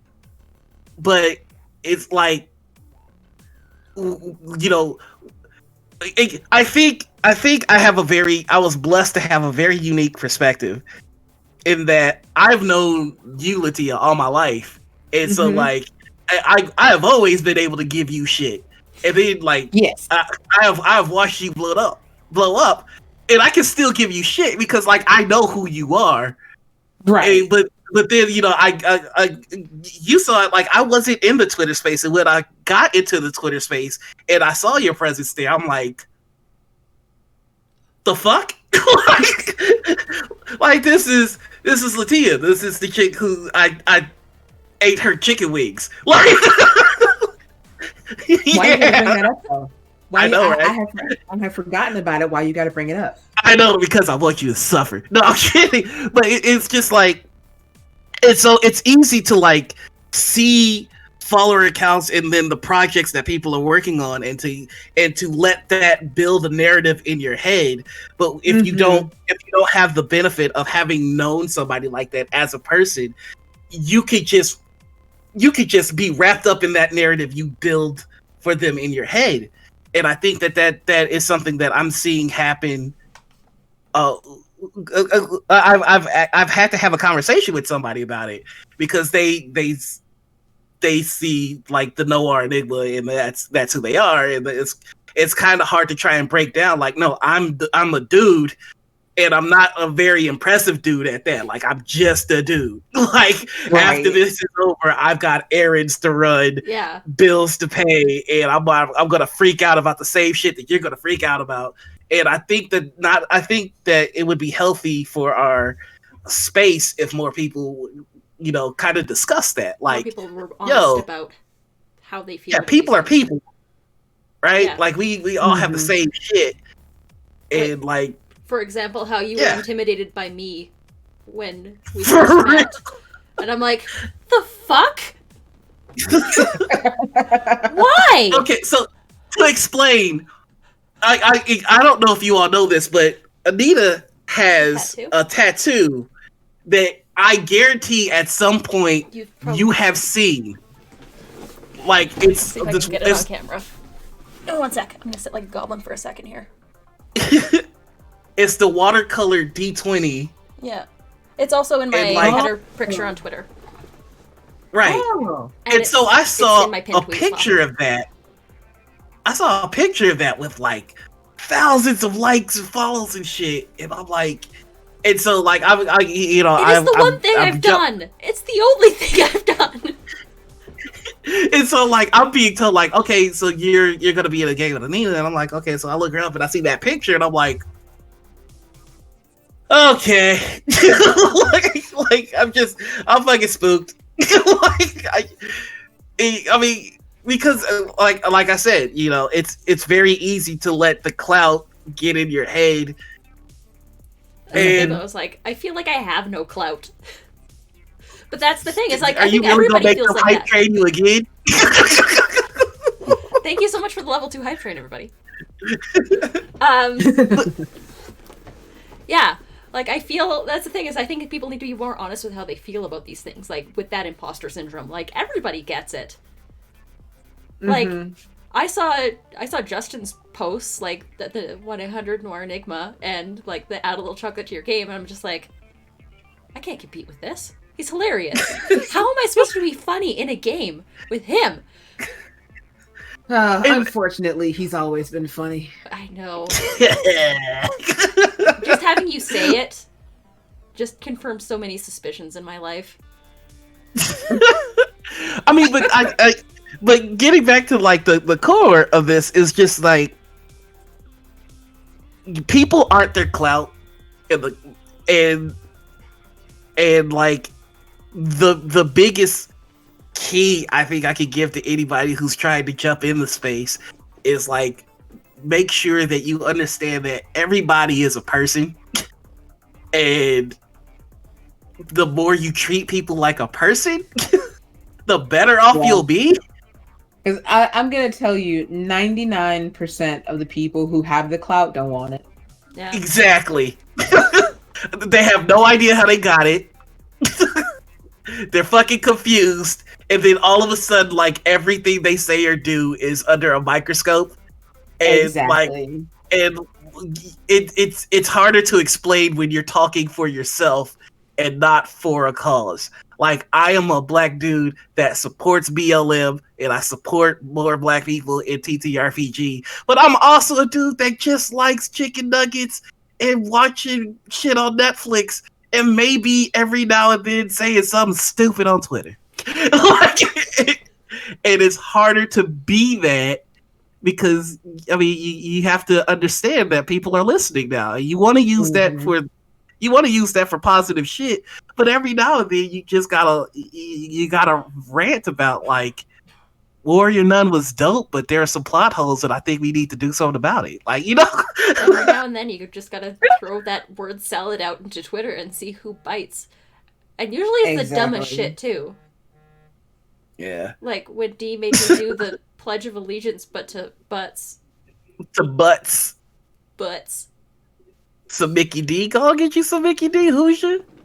And then you can catch you can catch these hands. Never forget. Thank you so much for that clip, roll sixes. What the fuck? Why? What is one thing that you want to be remembered for in, like, or what's one thing that you don't want to be remembered for in, like, the space? Like, I'm thinking yours is definitely the shake weight gif. Alright, so so I have a few goals for myself in the TTRPG space, like a few things that I want to accomplish. Yeah. And like one of them was like, I want to be able to type my name into Giphy and have shit show up. That's me. Like, I think I even made I made a joke to like to somebody who always uses GIFs of themselves, and I'm like, one day that'd be me. And now when I type in I'm there. When I type in Noir Enigma in the Giphy, the shake weight meme comes up where I'm just like full on just popping it in my Wow. Yeah, it's weird. It's weird. Oh boy. You made it, friend. So that is a very interesting point. Like, it was after a Rivals game one day that. Oh no! It was. They feel sorry. It was we as the Rivals Twitter. We had posted something that was like, show your excitement for the next episode with a GIF, and somebody responded with a GIF of me. Wow. Like it was just a GIF. It's the only GIF that I've seen of the only studio episode I was in, but it was just me just dancing, just, get the shoulders going. That's what I do at the table. But I was a GIF, and I was like, I'm sorry, what? Where'd that come from? Who made that? Who gave you the right? Who did this? Who did this? I want to speak to their manager. I'm not there yet. If there was a moment that you wanted gift, though, what would that moment be? Oh. The moment I start swinging on Who's Your Kid. Yeah, you ready for the East, boy? I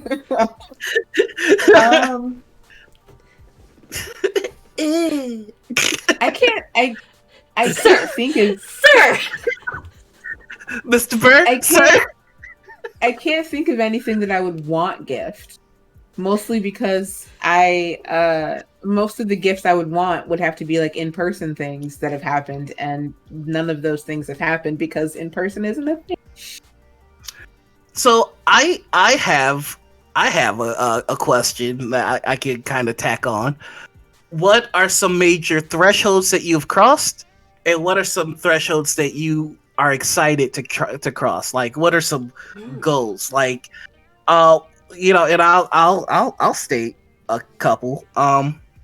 So the first one for me was like, I wanted to be on a stream show. Like, I wanted to be just streaming a game at all.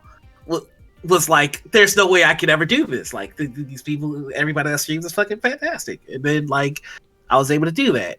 And then I had a goal to, work out there. Like, I want to work with this channel. I want to work with that channel. I want to work with this channel. I want to work with that channel. And slowly but surely, I was able to kind of do that. Then I was just like, it'd be cool to be, paid to do a show. And I crossed that threshold. I would very much at some point like to find a space in the TTRPG world where I can make that my living. Like, that is ultimately my goal. Like, I don't know what that will look like, but I mean, I make no qualms about it. Like, I do a lot of this TTRPG stuff because I fucking love it. I have a passion for this. This is I love this space. But ultimately, I would like to have a career in it. And I think everybody essentially knows that at some point, but I don't think a lot of people specify or just outright say it. But that's that's the end game. That's what everybody wants. Everybody wants to do something they love for a living, and that's where I'm at. So, I have been paid to play a game before.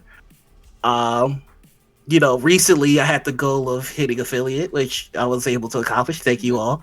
At some point, I would like to figure out what the fuck I'm doing with my Twitch channel, and then, maybe be a partner one day. I don't know, but like, my interest and my passion is here. Yeah. With me, definitely last year I had that goal. I had that goal of being on a streamed game. And that was the first game that I was ever in, was on Jacquise Academy. And that's where I met Joshua Barbeau, who I'm in on the Wednesday game with, and that's how I met you. And like, just doors upon doors upon doors, right?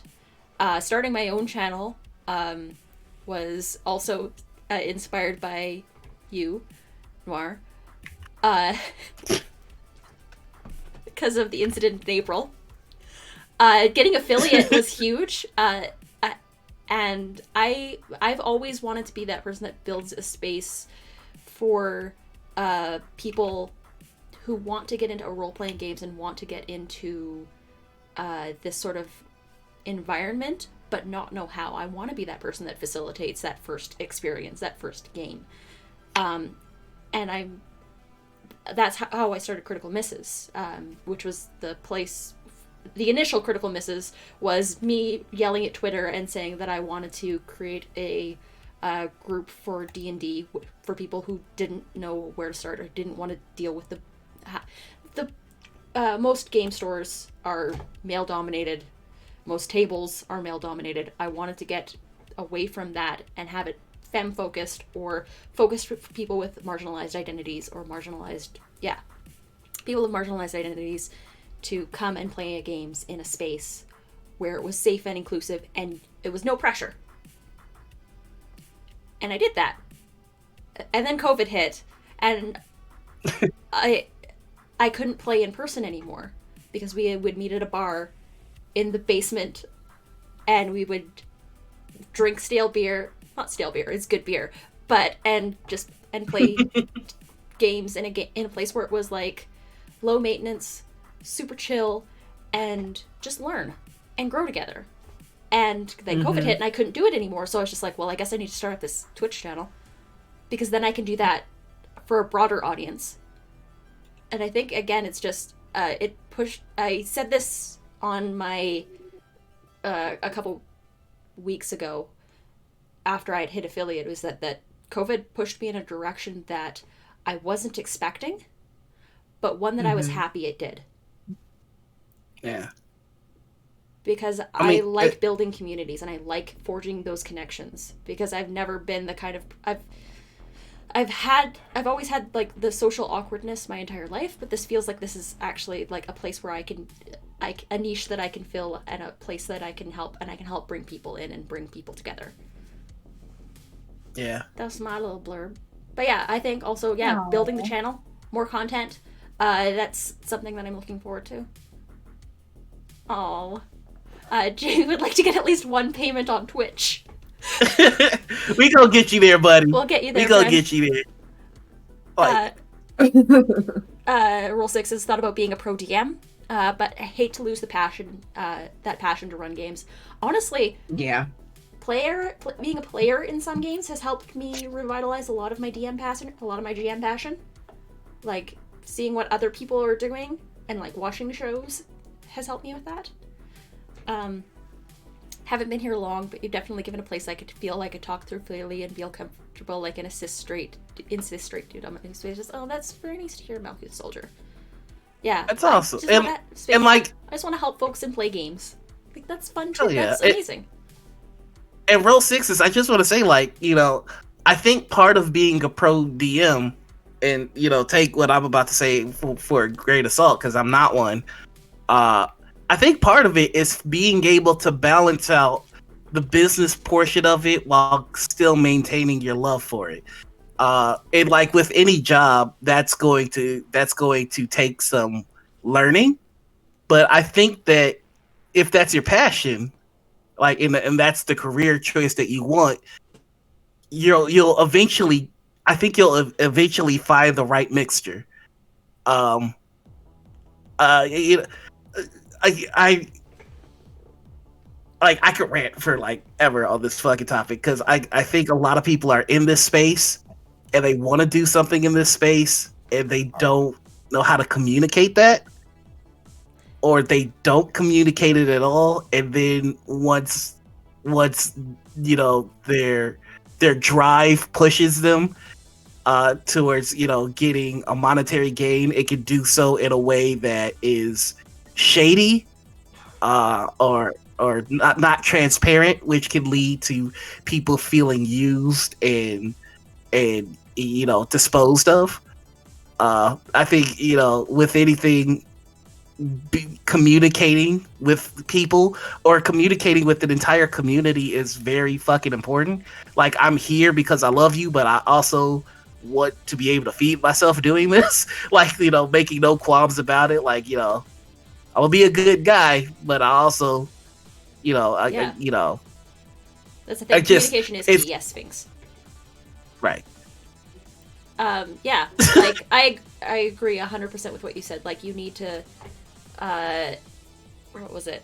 He was saying about, you were also saying about being a professional at this. Heck, I'm not a professional human being.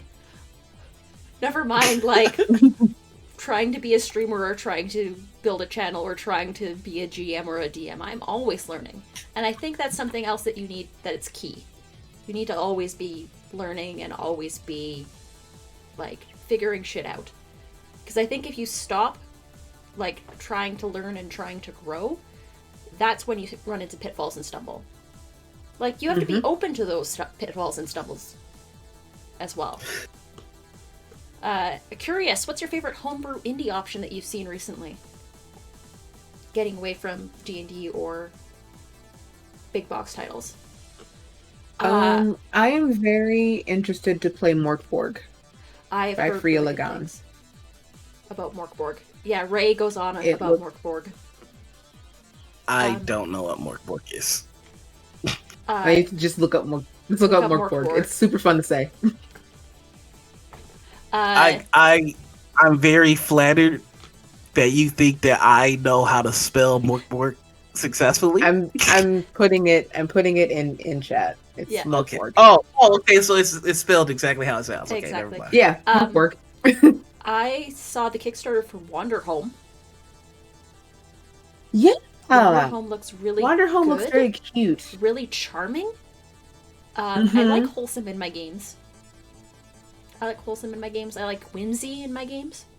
I also like I have, there are spaces for like dark, heavy, like grim and deep fantasy and that sort of thing. I like lightness and I like whimsy.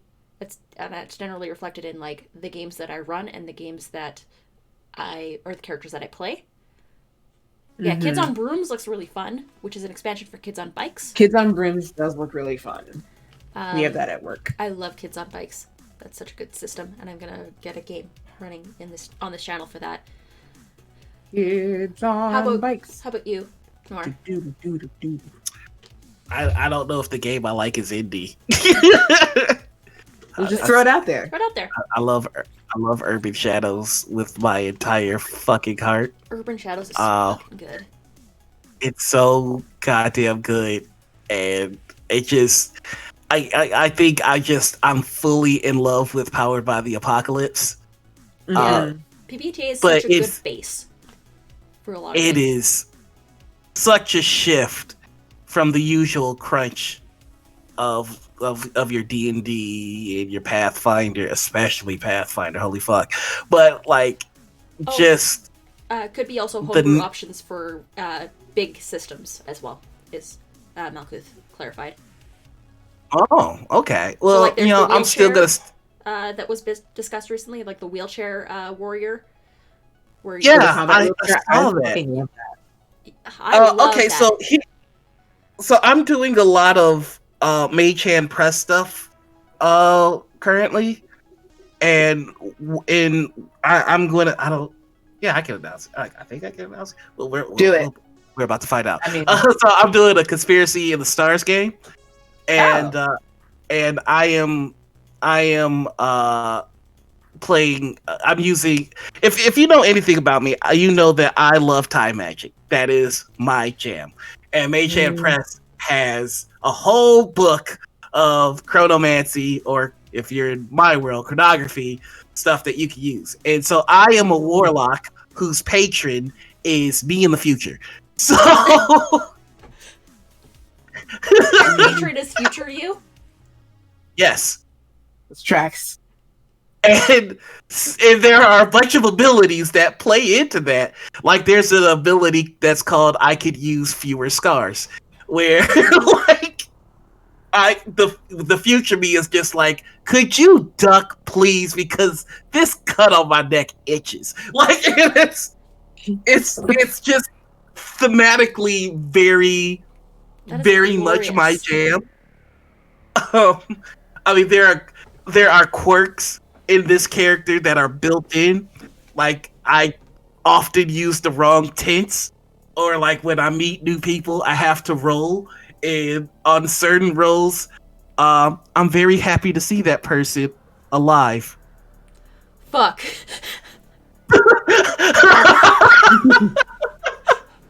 So Oh, it's so good to see you. I've missed you so much. You just met me. Right, and it's just like, wait, the fuck? And so, like, I love quirky shit like that. Now, I'm gonna tell you, just outright, not the best, not the strongest warlock class you can be. Like, they're in terms of like More mechanics and powers and stuff like that. There are stronger warlocks, but this is by far the most thematically wonderful subclasses that I've seen in a very long time. And if you have more fun playing a subclass that is deemed weaker, I automatically think that is better. Optimized does not always mean good RP.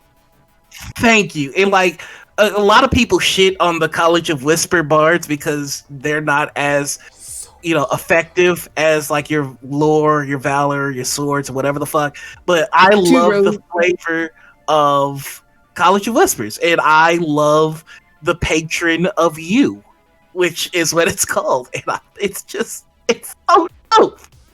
Yeah. It's so dope. I played a goblin It's so bard. on brand for you. I played a goblin bard with no offensive capabilities. I took a page out of Barry Knight's playbook, and I took prestidigitation and illusion magic, so that it looked like it was doing things, and the prestidigitation made it feel like it was doing things. But every single time I rolled a die, it was a deception check. God, like I The feel party like didn't catch on, and I went away with 500 gold out of it. I Sort of swear, nice. Goblin Bard. I swear to God, if there's one school of magic that I think really depends entirely on the imagination and the willingness to yes and people, I think it's illusion. Like illusion magic can be so fucking wonderful, but it really does depend on your DM. I feel like there are some classes in some things that 100% depend on your DM. Like if you don't have a DM that really considers things, then the ranger is fucking trash. Like if you do have a DM that's very in depth into their world, then a ranger is priceless. But it really does depend, and I think that's one of the things that is very frustrating about that for me, which is why I kind of lean now more to stuff like Powered by the Apocalypse, where it's all story based. I'm not gonna fucking factor in rough terrain and all that kind of shit. We're just gonna tell a story. Yeah.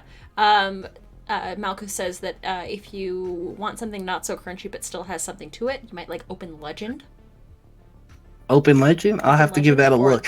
Also, Malchus told me about the Valor system, which is another TTRPG that's like kind of like not necessarily, it's still crunchy, but it's like a little bit more rules light, less grindy, I suppose.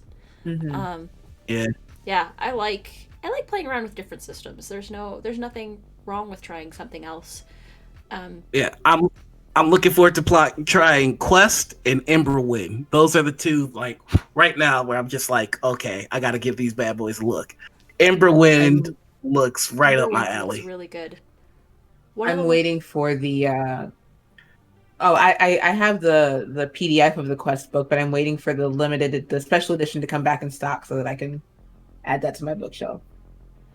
I really need to start buying physical books, but I just don't. I have some. Space is an issue. I don't have a lot of bookshelf space, so PDFs are how I go. Like I've got a stack of books over there that's going to half price books as soon as I can gather the energy to do it. I've tried any of the TTRPGs that were part of the itch.io bundle that was out a while ago. I actually missed out on that, unfortunately. It came out at a time when I was not as flush with cash as I would have liked, so I kind of missed out on that one. Valor, on the other hand, is meant to Valor's like anime, the RPG. Oh. I don't know how I feel about that. No, I'm just kidding. Yeah. I'll give that a look. You can definitely find some if you're okay. So here's my confession. I really kind of want to play a vampire or a werewolf game. I've never played vampire or werewolf. I've played a little bit of vampire, and what I did play was super fun because our storyteller set the game to happen during DragonCon. So we were trying to get something accomplished while DragonCon was going on, which I thought was just a fantastic premise. But we never got to finish it, which is the case of so many things for me. Oh, so many. Or went out to lost campaigns, to incomplete campaigns, to characters whose story was never told quite fully. Right. To the ships that didn't sail. Right.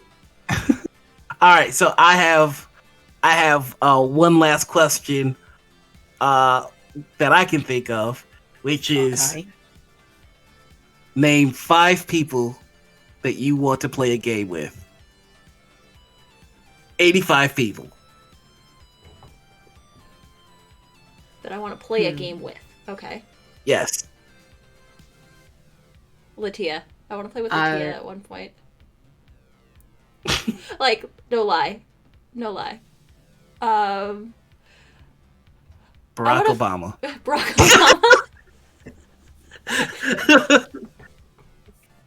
Obama. Travis Willingham. Danny Sexbang.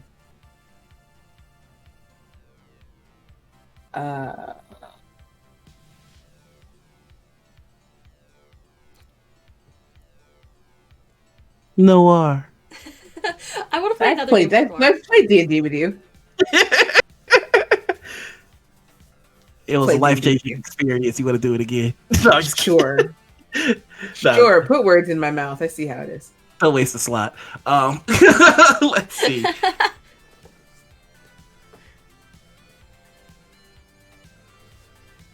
I want to play Brennan Lee Mulligan. Yes, Baby Metal collectively. That counts as one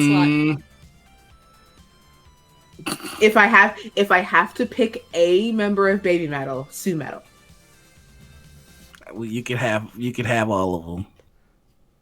We'll allow it. Rules are flexible.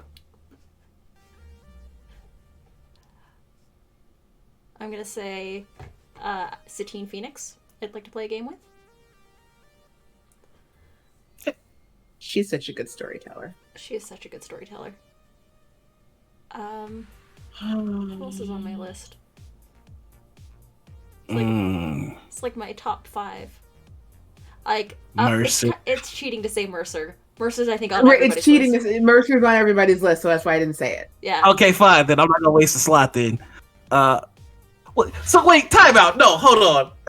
Flag on the play. In that case, I feel like I should have to waste the slot for Brendan Lee Mulligan because I refuse to believe that there's anybody that has a list that he's not on. And if they do, they need to fix it. So I'm taking that slot back. Mercer's a free space on the Fine. player bingo card. Right, Mercer is the free space on the player bingo. And so is Brendan Lee Mulligan. Fine. Sure. Sure, Jen. They share a slot. It's the Mercer Mulligan slot. It's the Mercer Mulligan slot. There's a slash there. Okay. I would like to play a game with Brian W. Foster. Yeah. Yeah. Yeah. Me and who should finally agree on something. I can't want say to play everybody. a game. Right. I want to play a game with. I'm trying to think. Who has been in my? Oh, Jasmine Billar. Oh, yes. I want to play a game with Jasmine Billar. Uh-huh. And to that extension, Deborah Ann Wool. Yes. Yeah, Deborah Ann Wool's on my list too. Bhullar. Noir, because I know you're looking it up. Oh no, I'm looking up the person that I want to play with. I don't know who you talking about. Rude. Right?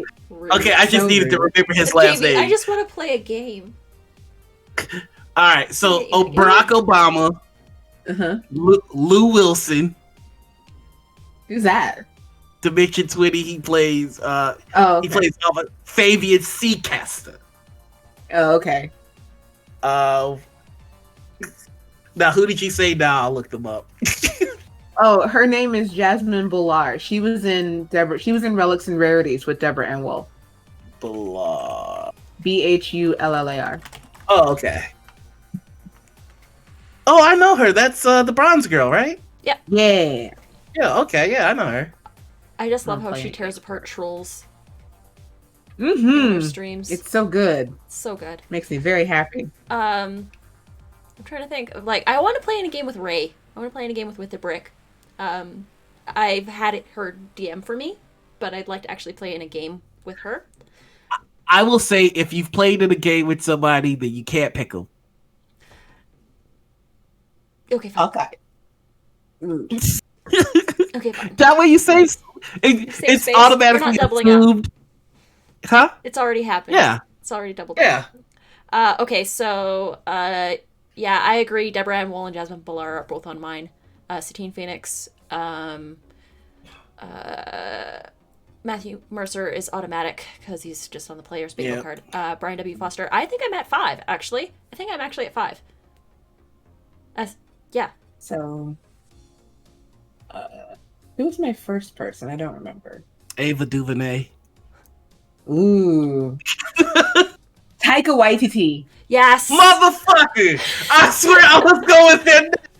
Oh, okay, that's cool. I'd like that's to cool. play in a game with Let me Vin play a Diesel. game with Taika Waititi. Oh, Yeah. that's a good one. That's a good one. That's a good one. Judy Dench, because Vin Diesel taught her how to play. Yeah, how to Yes! play D&D. So far, my table has Barack Obama, Ava DuVernay, Judy Dench, and Lou Wilson. This is good. This is a lit game so far. I right. think Dame Helen Mirren. I want to play D&D with Dame Helen Mirren. What do you think Dame Helen Mirren would play? Gunslinger. Tracks. I think that's... Do you think that's a good place that we could call the show? I got one more. I think so. Okay, one Oh more. yeah, you got one more. One more. Fuck. Fuck.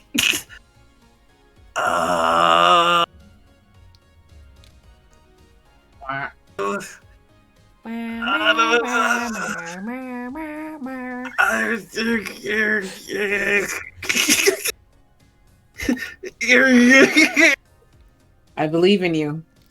Okay. I will leave that slot open. I,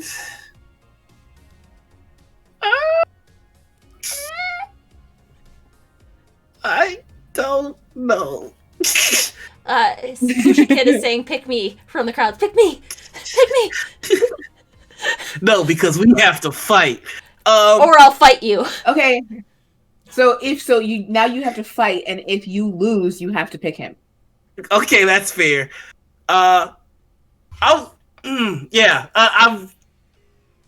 torn between two people that you play with all the time.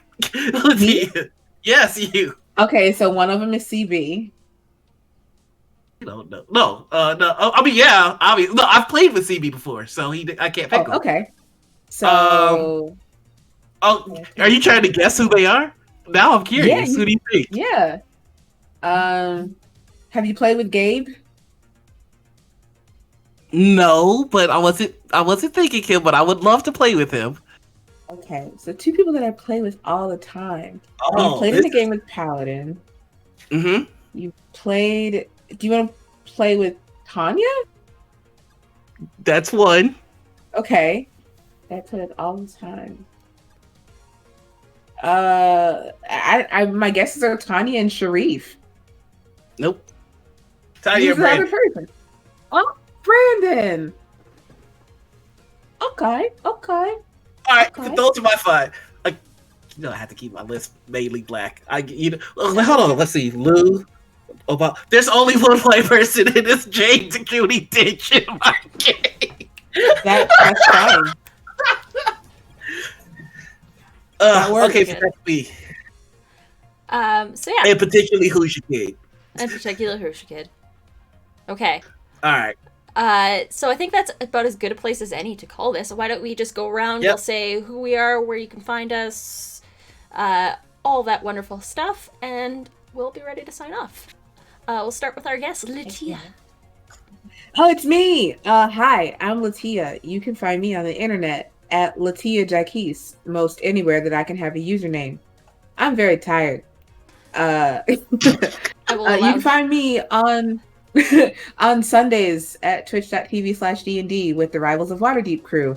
You can find me in 3.5 hours on twitch.tv/Saving Throw Show for the Longest Day Alzheimer's charity stream thing that they're doing. I'll be playing a Warforged Paladin as we do fun stuff. It'll be great. Other than that, you can find me on Twitch, like Nightbot just said. It's been a while since I streamed because life has been crazy. But I do all of those things. Or you could just say hi to me on Twitter and I might respond. But if I don't respond, don't feel bad or have hard feelings. I'm just always overwhelmed. I'm done now. Yay! We'll go across to Noir. Hey everybody, I'm Noir. You can find me on all the socials as either the Noir Enigma or Noir Enigma on Instagram and SoundCloud. I'm Noir Enigma. Everywhere else, I'm the Noir Enigma because I forgot my password, so I just changed everything to be the Noir Enigma. You can find me tomorrow over at Chromatic Chimera, where I'll be playing in our Call of Cthulhu game called Clockwork Vines, where we are hunting down Eldritch Chipmunks. On Mondays, you can find me over on Encounter Roleplay, where I play Dr. RPG. It's a show where we answer all your characters' questions in character. Big love line, but for fantasy characters. On Tuesdays, you can occasionally find me over on TPK Roleplay, where I play the broody boy Halseed Lethalis, who is my Shatterkind monk that loves toast. On Wednesdays, every other Wednesdays, you can find me over on. We got a whole lot to go through, so sorry, y'all. You can find me on a Curse of God game at Last HP Hero. On Thursdays, you can find me over on Undead Gaming, where I am playing I'm playing a game based on frickin' frack. I'm playing a game with Gnome called Entanglement, and we thought of the name before the whole Jada Pinkett Smith thing happened, so it's not what you think. But maybe? On Friday. R.I.P. Daisy. I'm still hurt. I'm still hurt. Yeah. Keep going. I just remembered that I added something else to my schedule. Soon you'll be able to catch me on Mage Hand Press. Mage Hand Press's channel. We have a game called Deep Magic, where I am playing a counterfeit Thor with an axe and a hammer.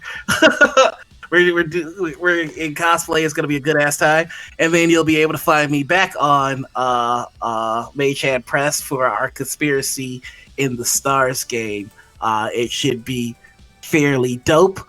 Well, no, that's not Mage Hand Press. That's gonna be on LFM. So sorry. But that is me for the most part. I believe you had something else to mention, LaTia. Yeah.